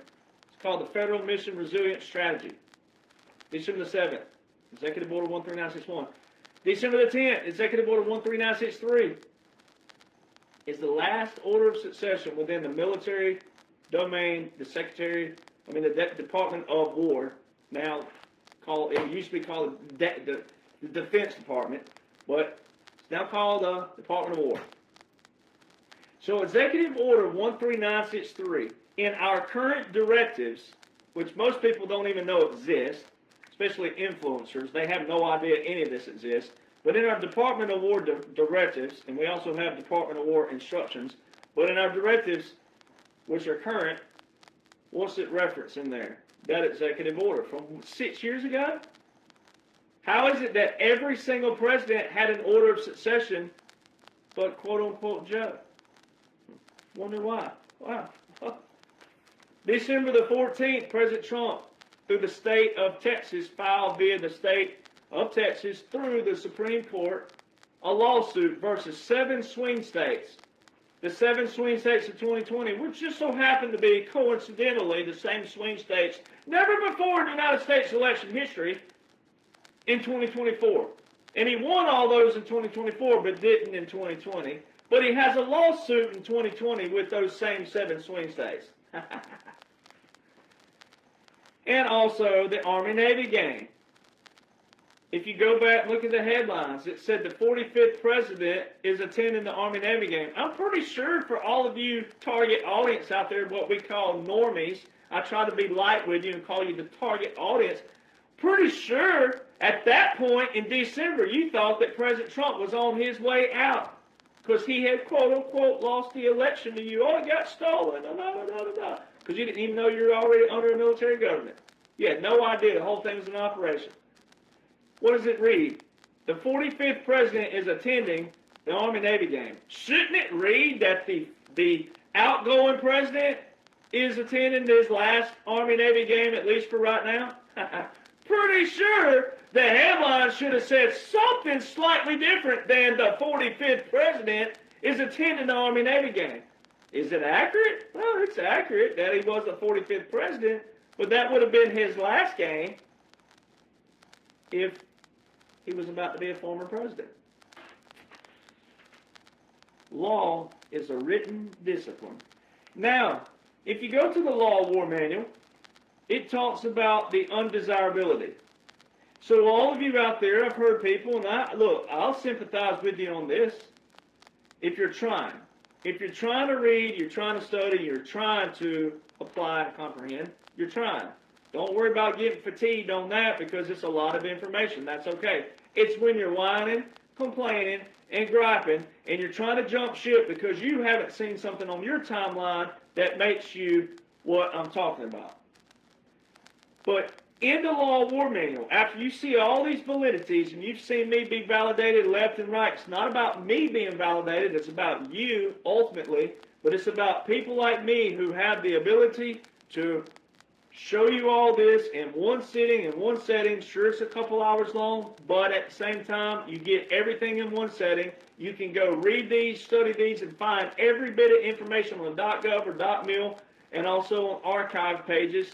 Some of these are .orgs, but at the same time, they're referenced on a .gov or in the Law of War Manual. So even if they're on a .org, if they're referenced in an actual current piece of legislation or law, then they use the .org. I don't typically use .nets and .orgs anywhere. I don't ever, unless it's in something current in law. All right, so that's how that works. But in the Law of War Manual, for all of you out there who have asked, you've asked it, that's fine. You say, oh, well, why did it have to happen this way, yada, yada, yada. Well, because it was a crossroads. We came to a crossroads where there's so much lying, deceit, and fraud at every single facet, and they have every American brainwashed to where you're watching everybody and anybody. At least I know if you're watching, you're trying to find something, but you don't have to look any further.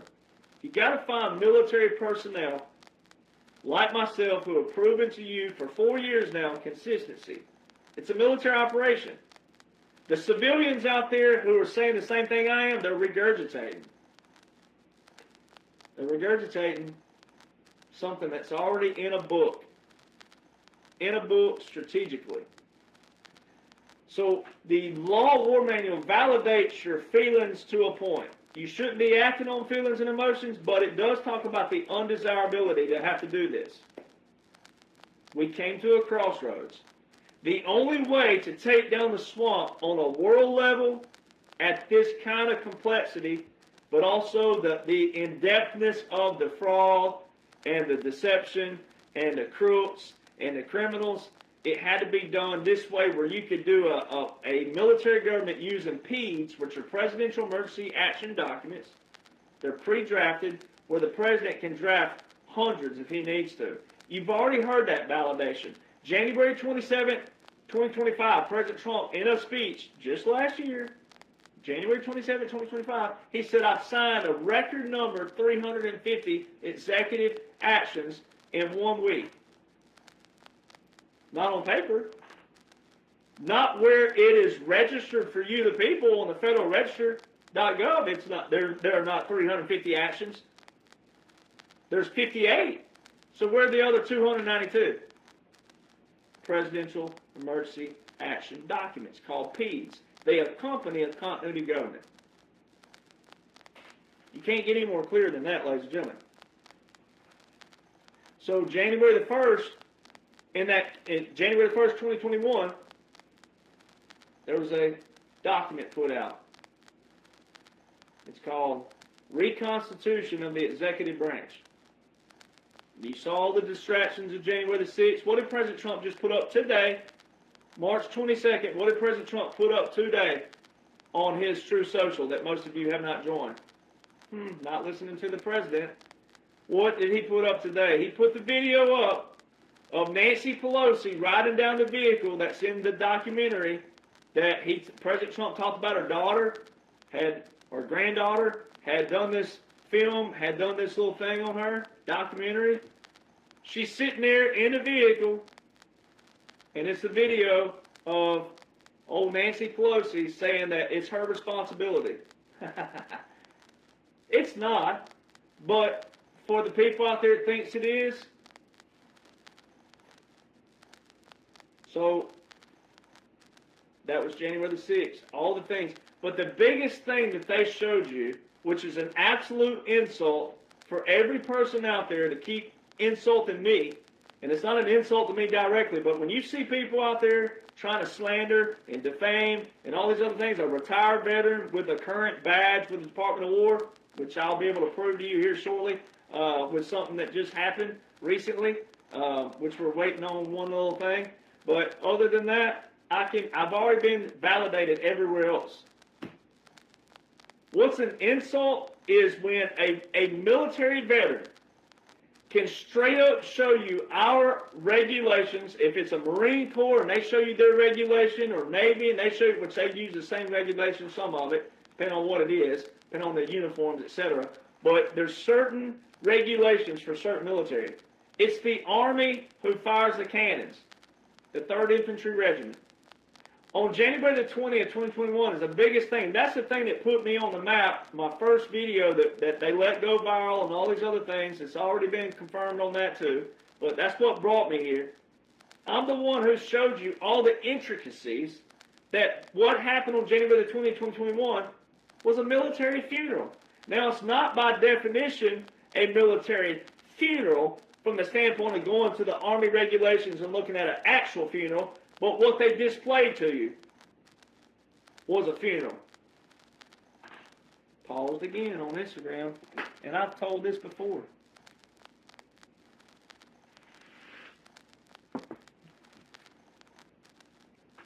One, quote-unquote Joe, raised his right hand at 11:47 a.m. Eastern Standard Time, which is a violation of the 20th Amendment, straight out the gate. After, quote-unquote, he said the oath on the 4th ruffle, 4 of those. Simultaneous, Hail to the Chief supposed to start, that's supposed to start on the first note of Hail to the Chief, for all of you musicians out there, on the first note, the 21-gun salute is supposed to start.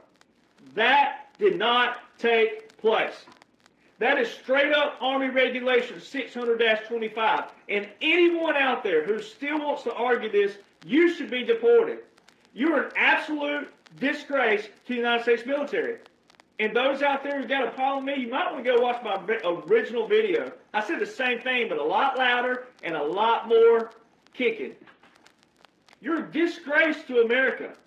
You want to argue with the Army veteran retired, or any veteran out there that knows this, you want to argue with us knowing our aren't we supposed to know our regulations?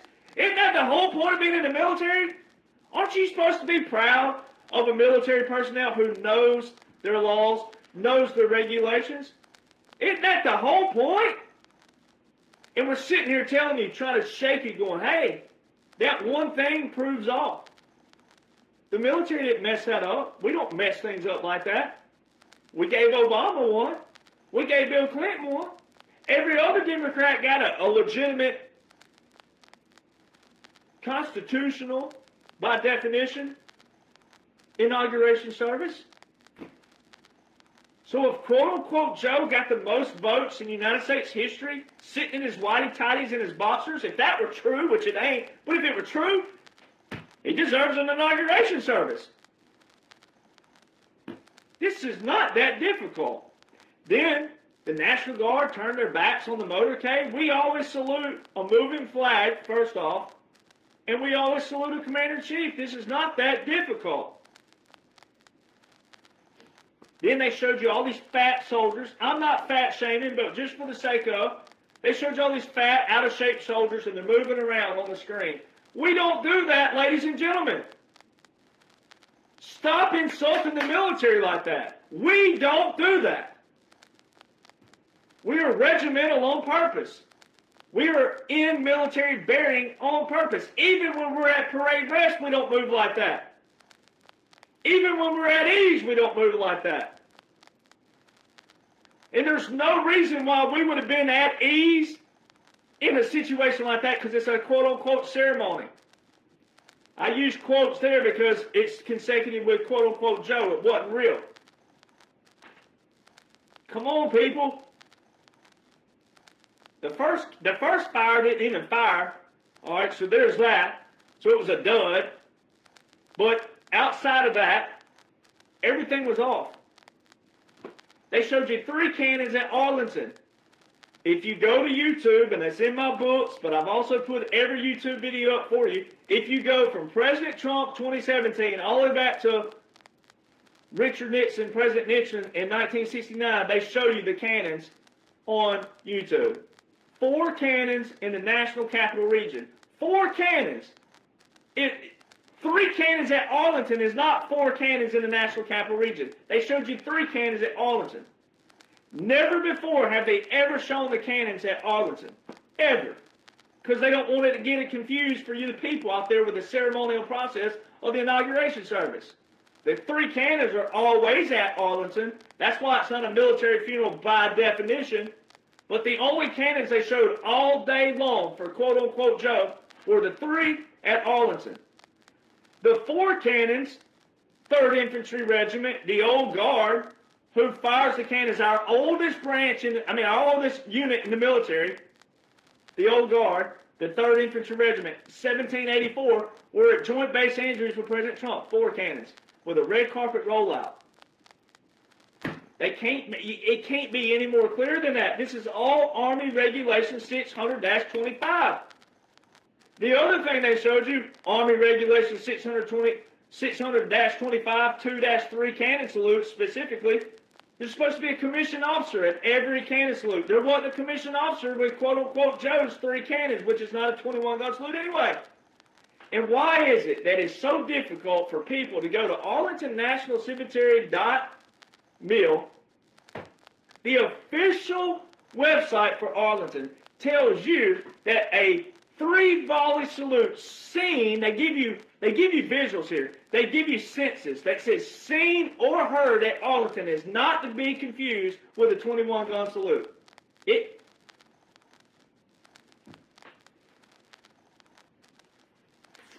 refrain from calling people dumb. I'm trying, Lord. I'm trying, Lord. I'm being so serious right now. I'm not being sacrilegious. I'm trying to call people dumb. How's it so difficult for people to understand?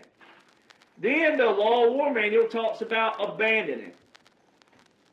All from July 2024 to January 2025, every headline, and specifically big mainstream media who are also under a wartime code, 47 U.S. Code Section 606, all right, under a war power of a president. President has the power to restrict telecommunications. You've seen this. You've seen the AP being banned from the White House and Mar-a-Lago and all the other things. The View's under investigation. NPR's been hammered. PBS has been hammered. CNN's been hammered. They all been hammered. Weird that you see all these visuals, and that is straight up restricting telecommunications, which is a statute power under a national emergency. You see mainstream media tell you from July, when quote-unquote Joe dropped out of the race, from July 2024 to January 2025, he abandoned D.C., abandoned everything. If you go to Wikipedia, which is not whatever, maybe, but whatever, the presidential transition, Kamala Harris signs off on transition. She wasn't the president. Why is it saying Kamala signed off on it? Then it says Joe signed off later. Ladies and gentlemen, that ain't how it works. And then specifically in the Law of War Manual, it talks about when a belligerent, and it's talking about the government exile and the puppet guys, talking about all that. It says abandons. Abandons. Very specific terminology. With the very key visuals that they showed you of what a puppet government looks like and a government exile, abandons. Very key. Now, that portion that we just went through right then, that is still for the target audience. To learn what a military government is, what a government exile is, what a puppet government is, what continuity government is, continuity of operations, irregular warfare, unconventional warfare, etc. It's a big puzzle. It's a chessboard. All right? But that's for the target audience. But this is also for the target audience, but this is also the validation of you, the patriot. December the 2nd, 2025, what did President Trump put up? That he was terminating all executive actions by quote-unquote Joe. Now, the average person that hear that, they'll go, well, you just said that he wasn't president, this, that, and other. You got to read the rest of the post. The rest of the post said no legal effect. Well, if you didn't know that some of these terms actually have a Latin translation that have a translation for law, you wouldn't know that. That's why you got to have someone who does what? Who knows military what? Law. right? That's why you need a military personnel who knows what I'm talking about. This is why, again, what I was saying earlier, that's why I'm passionate. Because I'm knowledge on what I'm supposed to know because I'm an official person.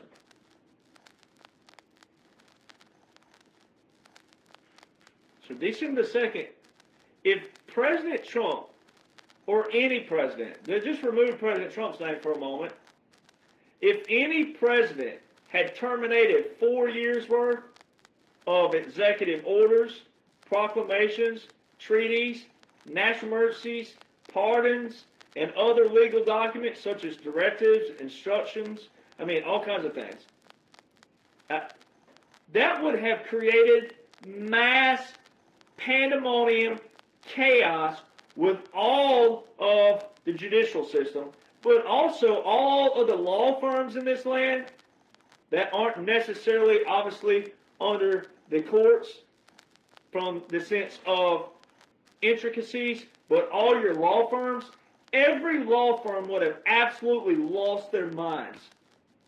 And it would have created and caused pandemonium.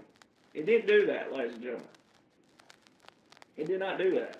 Matter of fact, no one really even commented on the December 2025 post, December the 2nd. And he had one in November right before it, same thing. But it specifically said a Latin term. 3 words, but it's a term. President Trump said no legal effect. Well, in Latin, that means void ab initio. You know what that means? Never existed.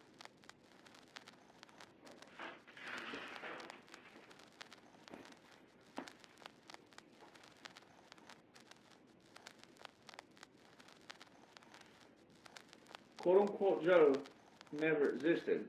That's why there's a dash there. Lawfully never existed. Because the military government is in law. It tells you in constitutional law that the Constitution supports military government. It don't say military government supports the Constitution. It says the Constitution supports military government. Now let's go back to my appointment. These books right here. Well, again, you don't have to buy them. Every bit of these are chronological order, which makes it easier, but every bit of the stuff in these books are all over my pages with 0 subscription. That's why you see people copying and pasting and stealing, which is theft. That's plagiarism, especially if they're making it look like it's theirs to an audience that don't know me. All right? So, yeah. It's just anything that's, once it's out in a book, which this has been in publication since 23, but it stems from my documents that are public, the documents.info that I published January 2021. How did I know back then? So see, when you know an OG who wrote the strategy and tactics of what President Trump's doing intricately, you don't need anybody else. You need the instructor. You need the author. You need the philosopher. You need the one who has it in their brains. Because I can tell you right now, every friend of mine that's a good friend of mine and my family, you know what they'll tell you? They can tell you straight up, if they're sitting around with me, guess what I talk about when we're sitting off the screen? Because they love picking my brain, and I talk to them. On the phone every day. I've got friends that I talk to every day. And they can vouch for you. This ain't no garb. This ain't no practice and rehearse and get on the screen. I live and breathe this because I am this.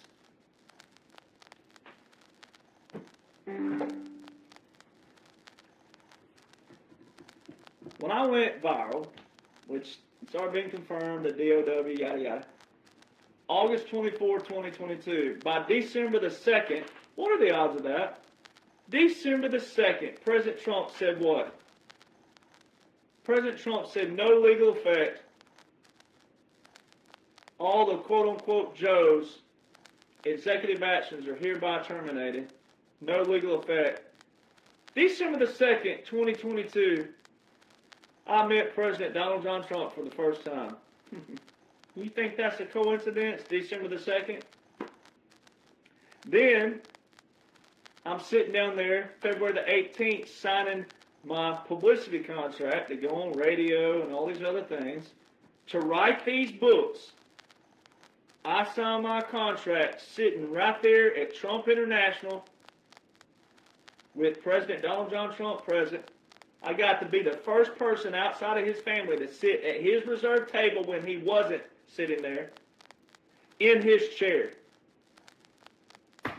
And I signed my contract. Timestamp, pictures, contract, recorded. 43 days before President Trump put that image on his ball cap. 43 days before this became a visual, I signed the contract to write the books. I already had the documents. It was already in writing that I knew what was going on. They said, you got to have a book. President Trump, there's a photo of me talking to President Trump and Alina Hava. We're sitting there, and then the guy in the purple looking back that you can't see his face, 5-time major PGA champion, Brooks Koepka. Pretty cool company. President Trump's holding his phone up like this. It's on speakerphone. You'd have had to been there. His other phone was on the table. 2 phones. Why do I have 2 phones, ladies and gentlemen? I don't know. President Trump's one phone on speakerphone. You see the photo. I posted it. It's timestamped. Can't argue with the ping of an iPhone. That's how they catch criminals, is pinging it. So mine pings the Trump International right there. So come on, folks. Pictures, they don't lie. President Trump holding the phone up. The guy on the phone, he said, what did he say? Man, that guy knows what he's talking about. He didn't say, man, that guy knows what he's talking about. He didn't say it like he had heard me for the first time. I know who was on that phone.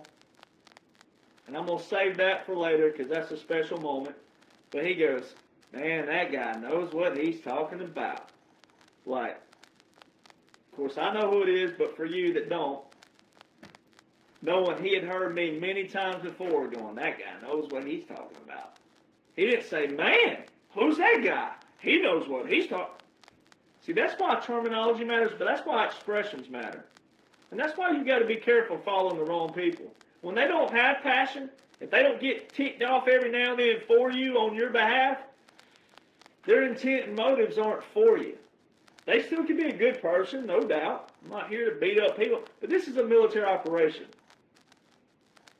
And you need people who know how to lead you and protect you. Not just protect you physically, but protect you mentally more accordingly. Mental is more... Look, if the good Lord has you surviving something, God forbid anything ever happen to you out there, but if you ever survive something physical, the mental is worse than the physical. Because if you're meant to survive whatever could be physical, mental is a whole lot worse. That's why people like me get so sick and tired of these people misleading you. So here's some more validities, and I'm going to close with this. So Butler, Pennsylvania, for the quote-unquote assassination. First off, in 1966, our Special Operations Unconventional Warfare Pocket Guy changed one word from 66 to 2016. What are the odds of that? This was after President Trump had rolled down the escalator. So the Special Operations Command,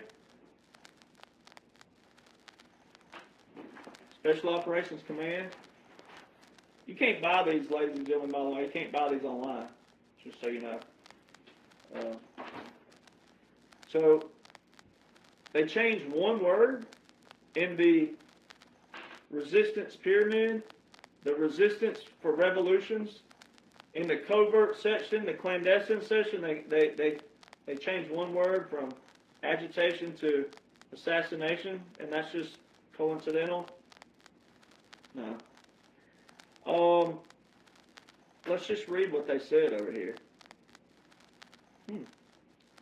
Independent Review Panel Final Report. Department of Homeland Security.gov. Oh, wow. Isn't that the official? Oh, yeah, it's the official. Oh, whoa, what's this say? Oh, I'm going to make sure I'm reading this correctly, because I feel... The panel does not make these recommendations or related observations lightly, but rather offers them in view of the crucial nature of the Secret Service's protective mission for the ongoing continuity of American government.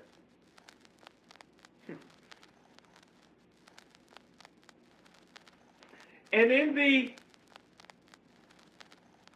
oath, or what are you going to call it, hearing, with the director then, that most of you were mad at, you didn't even know why, if you'd have known this piece, but, so they had the director of Secret Service under a hearing, and the question was asked, did President Trump receive the same security he would have received as a sitting president? And she said, no, it was a continuity government. Now, ladies and gentlemen, this is real simple. Don't overthink it. If President Trump was a former president in 2024, that is an irrelevant question to ask, would he have received the same if he was a sitting president.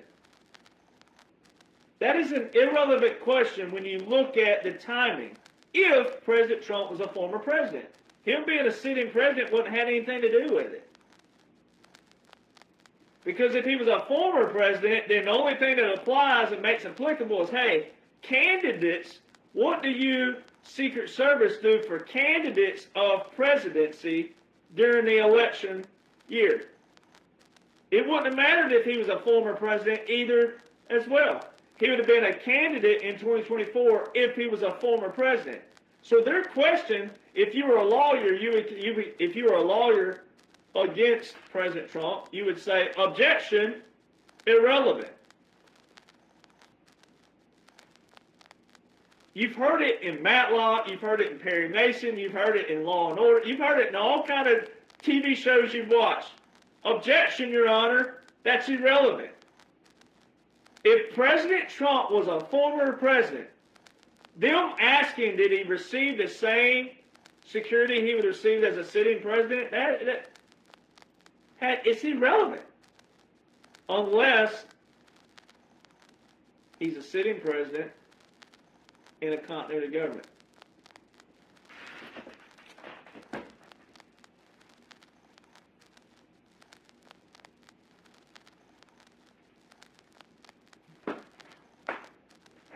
I needed that ninth inning stretch. From 21 to 25, it was shown that quote-unquote Joe did not have a single Title 10 or Title 32 military order invocation. All the rallies were proclamations. There's no such thing as a midterm rally, ladies and gentlemen. All of President Trump's nominations are a military government.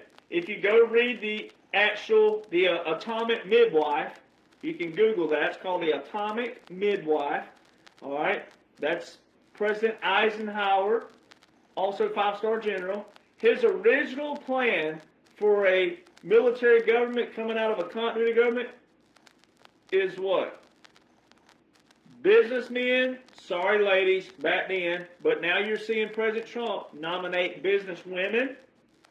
It's very highly successful businessmen and women and veterans.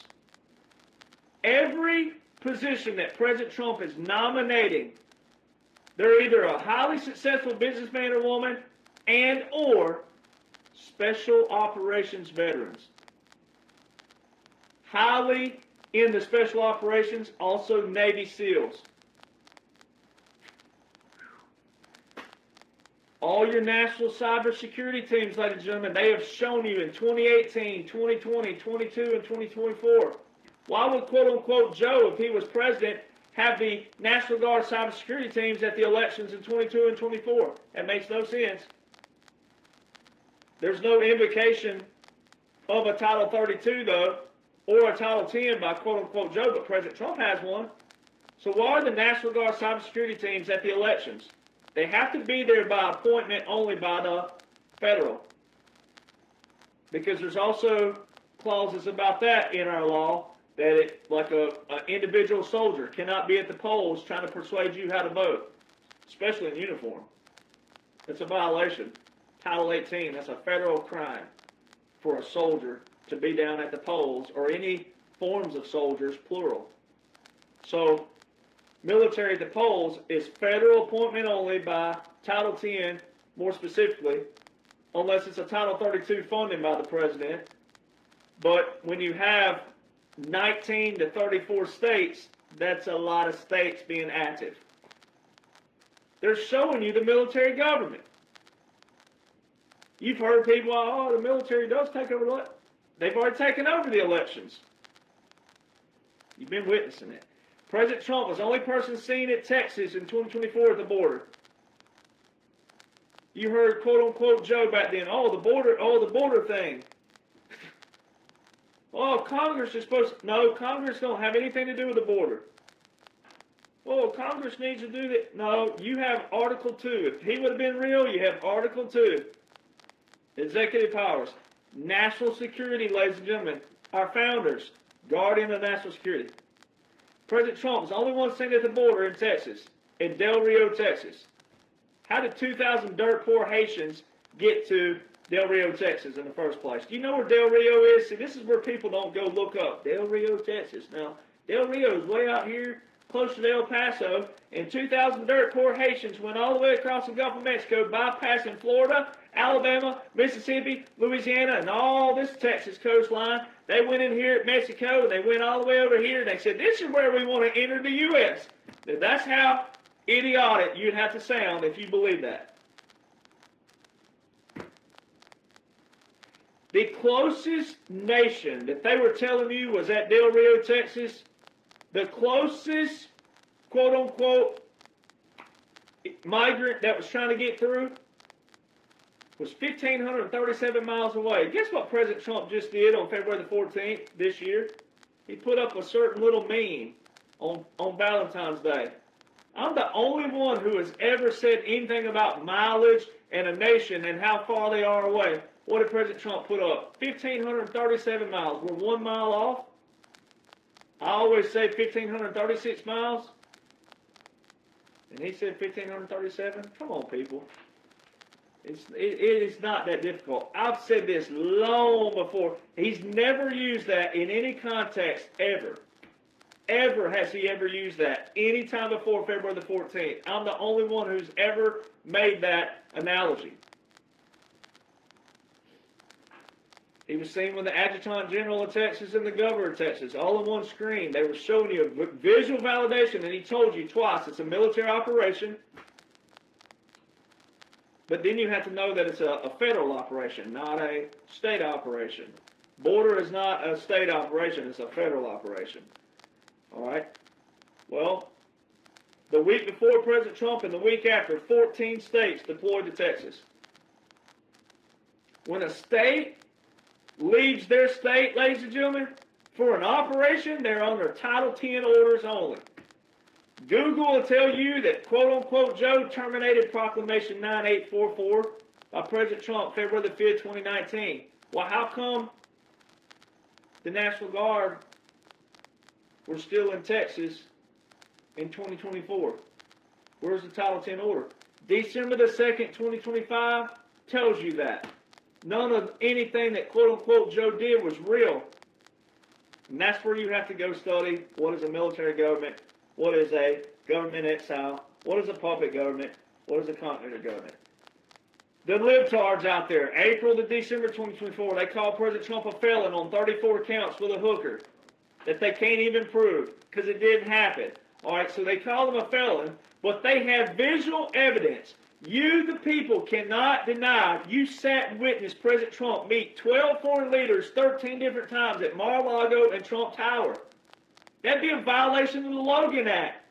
Remember the 2020 debate? It was you, Joe.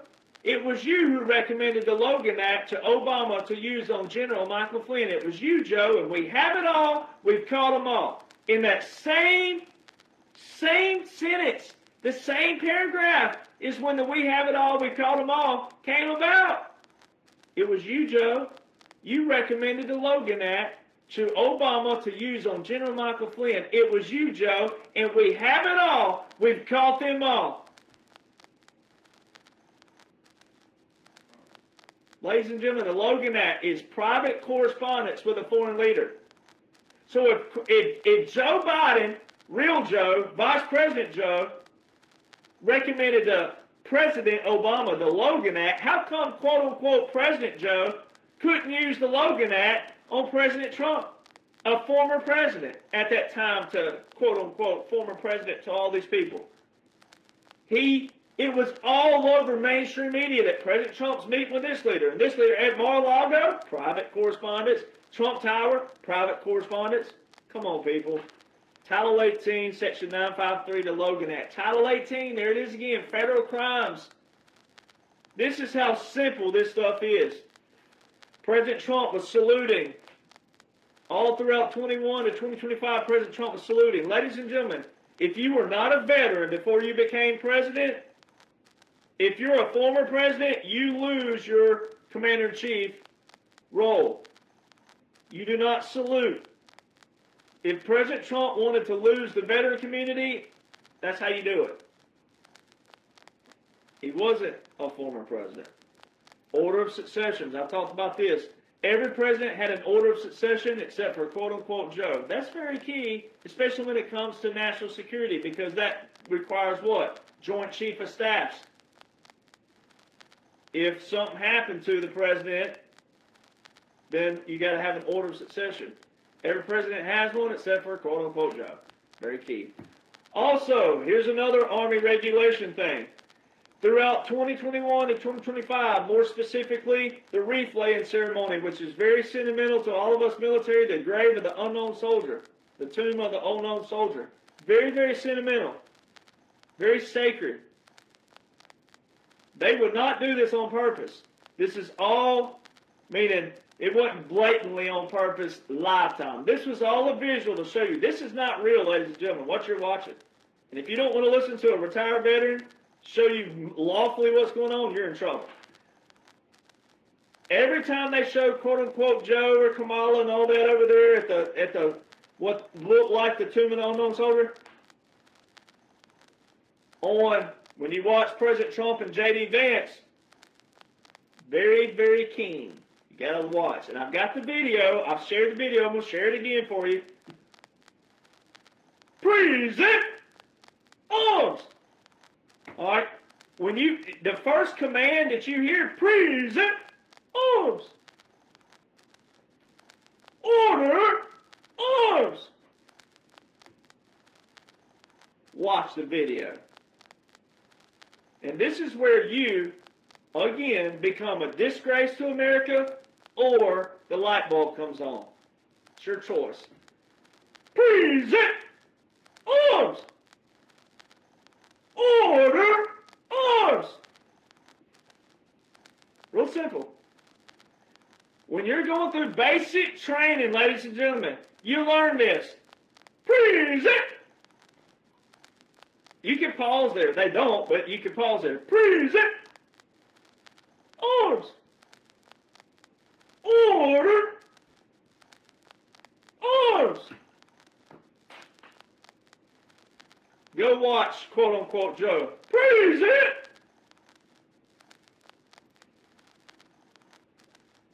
Order.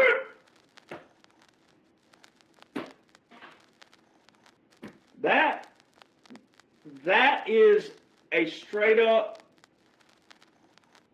I mean, anyone who will not listen to that and realize that this is all the most biblical, monumental, historical operation on the man, you're lost forever. The White House military office, if you go to Google, the last White House military office that pops up is Obama's. Ladies and gentlemen, the White House Military Office is all your logistics and your travel of Air Force One, Air Force Two, Marine One, Marine Two. Now, you think you've seen that on TV, but you're watching the central casting. You're watching the operation. If President Trump was a former president, there would be a White House Military Office archive on a .gov from 2017 to 2021. If quote-unquote Joe was real, there would be an archive page for the White House Military Office. Where is it? Retirement letters. If you retired in service after doing 20 years or another form of retirement, all right, like mine, you can request a retirement letter via the presidential office. Real straight up simple. All right. Quote unquote Joe does not have, there's no retirement letters listed on any of the official sites. When you go to the official site, it shows President Trump's 2017 to 2021 as the last presidency. So where is quote unquote Joe and then President Trump's new name? Why is it what?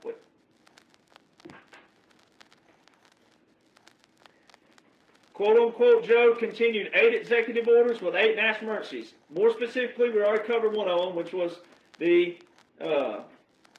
restricting telecommunications, which you've already seen all the evidence of that. Deporting the migrants, enforcing DOGE, taking the Panama Canal back. Every single one of these executive orders are things that they call President Trump a dictator, a Nazi, and a king over. So if you thought it was real time, then you'd have to be yelling at Joe and Kamala and Obama and everybody else, whoever you thought. You'd have to be, you can't be, even Democrats and liberals, if you're listening, I doubt you are, but if you were, you can't be yelling at President Trump. You'd have to be yelling at the ones that continued it when they had a quote-unquote Democrat president, House, and Senate. From 21 to 23, quote-unquote Joe could not terminate a single thing by President Trump. He couldn't terminate a tariff. Did you listen to the debate, even though it wasn't real for the people that thought it was, but for the people that thought it was, did you not listen? President Trump said, did you not notice he didn't take out my tariffs because he can't? Why can't he? Why can't he? Laws. Laws. That's why the whole SCOTUS thing recently is a judicial overreach. But it was only on one section anyways. This is where people don't listen. Even quote-unquote patriots, you flipped out. It was one section of the whole act. It wasn't the whole act. It was one section. The IEPA, which he most certainly can use because it's been in law since 77. So if it was unconstitutional for President Trump, how was it constitutional from 77 to 2017? This stuff's real easy. They're showing you what's going on. The tariffs are real simple. They were put in place January 23rd, 2018. How was it that quote-unquote Joe, if he was real, had a Democrat presidency, a Democrat House, and Democrat Senate from 21 to 23, and they couldn't terminate a single freaking thing?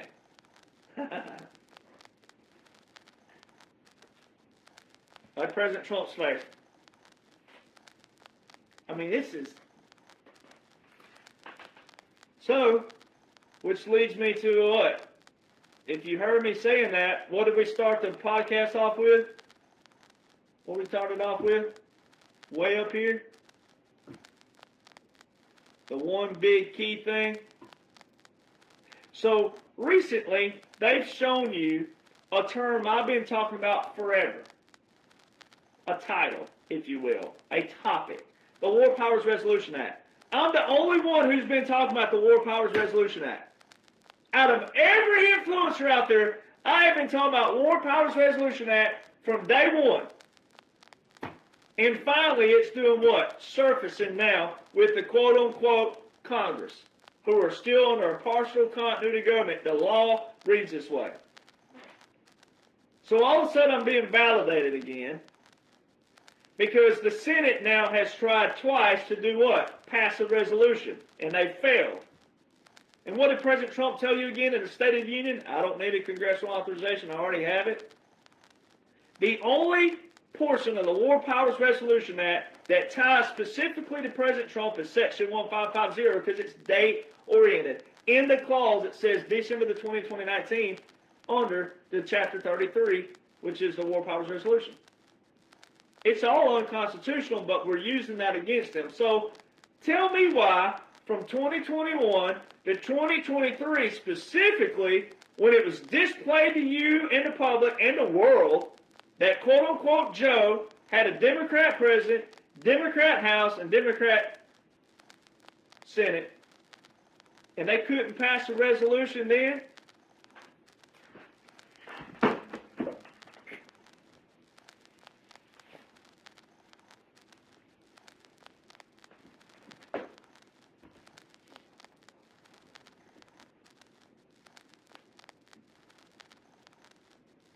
From 2021 to 2025. And also throughout all of 2025 of President Trump's visual. So a true 21, 22, 23, 24, 25. We had to wait to 2026 to try to pass a resolution.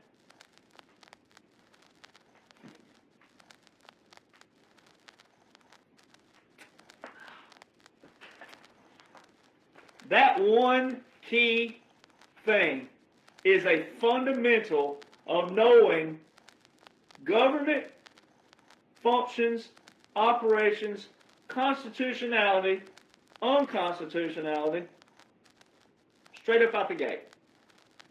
That one key thing proves who knows what's going on and who doesn't. And it also more than validates what is going on and all you need to know. Because every intricate detail from June the 12th, 2015, when the Law War Manual was renewed and put out, a new Law War Manual, moving to June the 16th, 4 days later, when President Trump rolled down the escalator, moving over into 2016 in February, when Obama said they were going to close Guantanamo Bay, and the same day President Trump said, oh, no, we're not. Oh, no, no, no, we're not. The Guantanamo Bay will remain open the same day. And from February 2016 to January the 20th, 2017, Guantanamo Bay was not shut down at all. And President Trump had put the executive order way back in 2009. So how come the Congress didn't shut it down? April 2016, Unconventional Warfare Pocket Guide. Agitation to assassination, that word changed. May 2016, the more liberal Supreme Court out of nowhere just says, hey, by the way, yeah, it's May 2016. No one knows what's coming in 2017, 2018, We're going to clarify that military laws and courts are separate from federal laws and courts. That's what the Military Justice Act of 2016 did. So why would the more liberal Supreme Court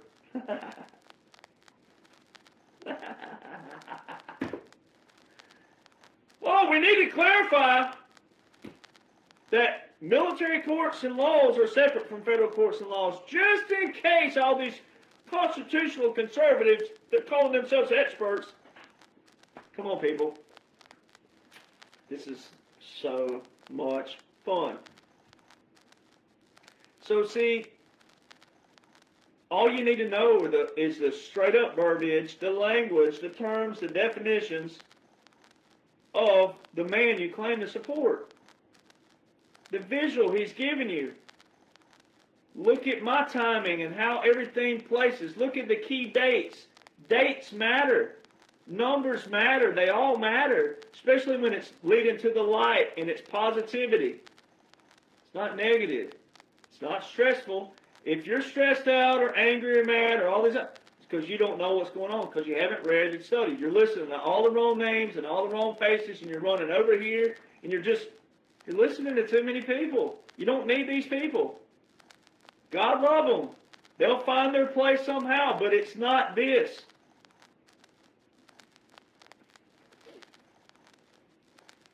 So, was it undesirable? Sure. But guess what we already have in the Law of War Manual, like we talked about? It's already undesirable. We know that.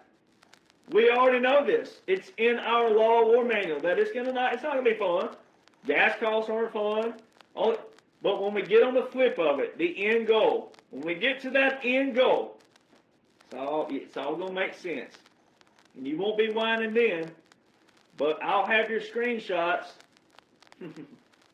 Especially all you quote-unquote influencers, I have your screenshots when you jump ship. And when you try to claim you knew the whole time, no you didn't. You jumped ship right here, Hoss. So all of you out there demanding, you need to chill out. You're not in command. You're in demand. You're in a demand position. But you can't demand something you know nothing about. You cannot question a military government. You cannot question a supreme commander of that. Because the whole thing was undesirable, but we came to a crossroads where we had to use the military government, which does what? Supersedes the Constitution. It supersedes the Bill of Rights. You read it over here in military government, military law. Your opinion does not matter right now. You allowed the swamp to live, flourish, grow, and survive. You are in no position to demand anybody. You're in no position to question President Trump. You're in no position to press anybody for any kind of answer when you don't even know the basic fundamentals of government. So you need someone like me to put a boot in your rear end, rest in peace Toby Keith, put a boot up your butt and say, look, we're here because of you. We're here because of your laziness, your complacency, and because you refuse to read and study something simple. Because when you read and study and make it applicable, you're going to find out, wow, they did all this strategically, planned this so much to a T years ago, and here we go. Game on, baby. The deep state is gone. They're all gone. All the stuff you're seeing with Obama and Hillary and Bill and Robert Mueller, all this stuff, they're resurfacing that for the operational side. So if you would learn a military government and a continuity government, and you'd learn the government in exile, if you'd learn the strategies and tactics of the military, all the rest would make sense. But so many of you, God love you, you're over here listening to all these names and faces, all these opinions, who are all surface level talking points that aren't really talking points, but they're all surface level opinions that these people don't even know the basic fundamentals of government, but basically the basic fundamentals of military. And I am the one person who can show you every intricate detail visual. I do it daily, weekly, monthly, yearly at this point till it ends, but you have visuals, validations, verbal and visual, of the military government, of the government in exile, of the puppet government, and what it entails, and what it is, and the visuals, and all the insignia, etc. So you demanding is kind of like this. I love this analogy. I made it up, but it may be dumb, but it works. So a lot of you ride around, your little check engine light comes on. You see your check engine light, oh, I can make it. Oh, it's that. I don't know how. Yeah. This would be like you riding around on your check engine light, and then all of a sudden, your dang engine just, bam, goes out.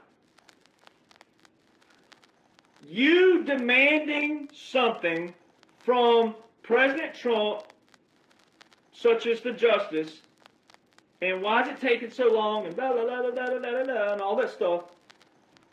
You demanding justice when you don't even know the basic fundamentals of government, of military, but more importantly, how you prevent it from happening again, and not want to seek to learn, to sharpen your skills, elevate your skills, and become a part of the problem solving for the future to prevent the swamp from ever happening again.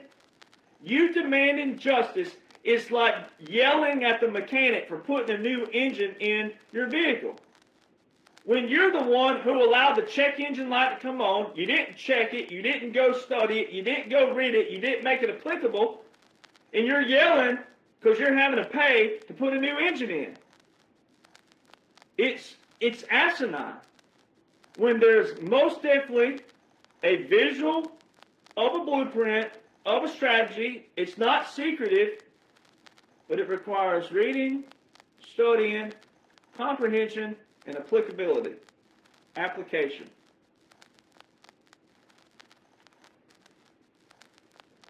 So a lot of you are in this position, God love you again, you're in this spot where you're like, I'll learn when I see justice. You're the reason we're here. You're the reason the swamp grew. Because you're waiting, you got to see that evidence before you're willing to learn, before you're willing to apply yourself, to make yourself available to prevent this from happening in the future. You got to wait till you see something. You know how selfish that is? You know how ignorant that is and selfish that is and pathetic that is? Because you're still in a demand spot, which means you're what? You're demanding people like me, and I'm on the low level, totem pole, but you're demanding people like, get it done, hurry up, what's taking so long? You're still in a comment box. You're still in an inbox. Demanding, which means you have no control. Which means you better be dang proud and dang glad and dang happy that we are the good guys in control. Because if we weren't, and we were actually doing something against you, the people, you're all in trouble. Because we have the ammo, we have the equipment, we have all the keys to everything.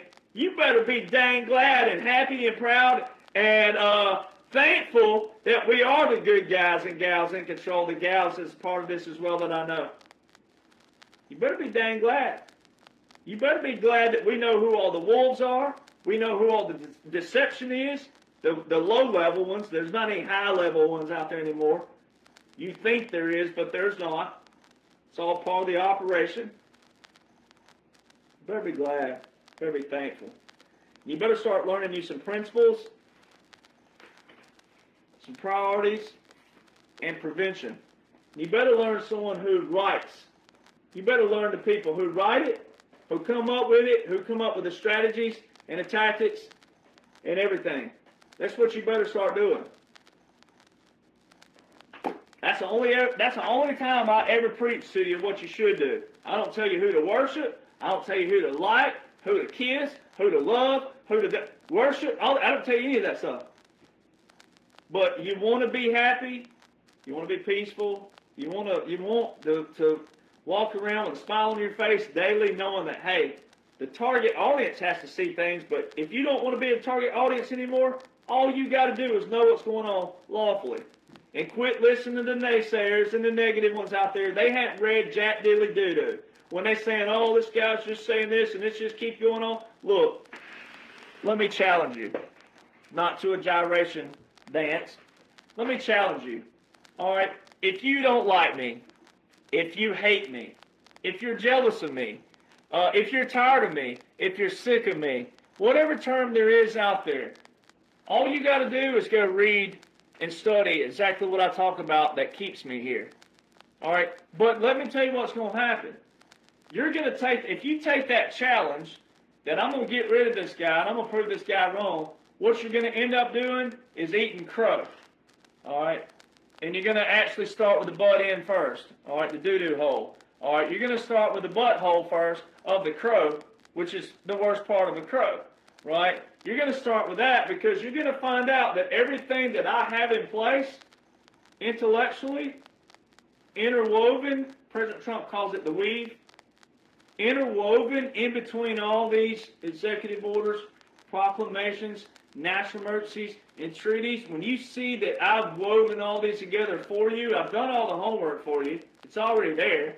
You don't even have to really work hard. What you're going to find out is that I am correct. And all these other people out there are wrong, or they're just negative, or they're hateful, or they're spiteful, or they're jealous. It's one or the other. And then you're going to find out that you're going to have to email me or message me or write to me like many have done. I've had many emails and messages saying, you know what, I hated you from the beginning. I've had it. I've had people be straight up honest, and I like that. That's cool. I hated you. I cussed you. I said all kinds of things about you. I apologize. You're 100% correct. I've read and studied trying to find every intricate detail to prove you wrong, and it's all there. You know why it's all there, ladies and gentlemen? Because it's a military operation. And it's a military operation for humanity. It's not for America. It's not for Republicans. It's not for conservatives. It's for humanity.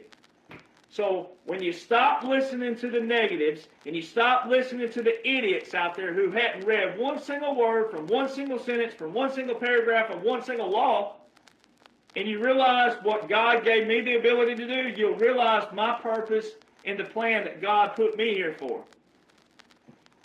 And it would be an injustice to you, and I don't mean this braggadociously, but if you take it that way, so be it.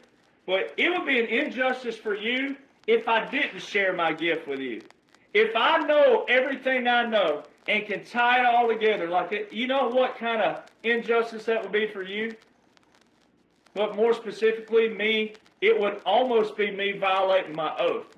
It would be if we're going by integrity standards and if we're going by straight up operational standards, then it would be me holding back when I absolutely know something that can lead you out of negativity, depression, anxiety, stress, whatever it could be. That's what this blueprint does. And that's why it's intellectual property, though. It's all mine, the weave and all that. But that's why so many people out there regurgitating, they can't do it. They can't, because they don't live and breathe it. It's not their calling. It's not their purpose. People out there, you have to read and study and make it applicable in your line and where you are. So that's why you got to be careful with people out there. You just got to be careful. So every bit of this video absolutely proves who is and who isn't, but it also proves military government. And it shouldn't have to use the term prove, but because of where we are today, that's the term we have to use. It's unfortunate for all of us retired veterans, any kind of veteran, any kind of military. It's unfortunate that we have to use the word proof when it's straight up military. But that's why you got to have discernment. Ladies and gentlemen, you got to sharpen your skills, elevate your skills, and you got to use discernment on who you're listening to, because so many people are misleading you, and they don't have to. So then you have to ask yourself, how come they don't know? Every person that you listen to, if they're not talking laws and orders, which they're not going to be able to because that's not their calling and their purpose, how come they didn't know every intricate detail of military government, military law, government exile, everything that President Trump on a daily shows you? Occupied territory, white flag of surrender, puppet government, restoration. President Trump, 9 days before the election. We're an occupied country. We will soon no longer be an occupied country. The Great Liberation starts November the 5th. The Great Restoration starts January the 20th. Those are all law war manual terms. Those are all law of land warfare terms. They have nothing to do with federal government. They have everything to do with a military government. Every bit of the terms that President Trump has used are in the law war manual, the law of land warfare, military government. Remember Angela? Remember Angela Merkel? No one remembers her now. I gave her the white flag of surrender. Well, in the law of war manual, it's called the white flag of truce negotiations. What's that under? Oh, a military occupation. Well, there you go. Ladies and gentlemen, this video is the video. It's the video because you have the most recent validation of the quote-unquote Senate trying to pass a resolution when President Trump told you on the State of the Union, I already have congressional authorization. I already have it. And then you tie in what quote-unquote Joe did not do from 21 to 23 with a full Democrat everything. If it were real, come on, people. It is that simple. If an influencer out there does not know that, well, they already know. You already know they don't know that because they haven't already what? They haven't told you about it. They ain't even talked about this. I'm the only one who has showed you this. It's that simple. And with that, Linktree, linktr.ee/1776nation. Rattletrap1776.com. DerrickJohnsonCountry.com. TheDocuments.info. All right. If you can't afford the books, every bit of the material is on my pages. 0 subscription. All right. If you want the book signed, you got to go through me. I can't ship internationally via me, but Rattletrap1776.com will get you to the books. All right. If you're international, which is where a lot of my sales are coming from, are Canada, Australia, heavily right now, but also U.S. Amazon's the best place to get it. If you need it quick, fast, birthday, anything else, whatever you're celebrating, whatever. So Amazon. But if you want it signed, I sign every copy. How many authors do you know that signs every copy? I've signed every copy since December 2023. Ain't many people who do that. And I do what? I package them. I do it. I do my own everything. I'm an independent author. I'm the independent one. I'm the only one with these books. Timestamps don't lie. That's why it matters. Timestamps. This thing's almost 3 years old, right? The book itself, the documents are older than that. They're 5 years old. I package it. I label it. I take it to the post office. So you can't get any more American than that. And with that,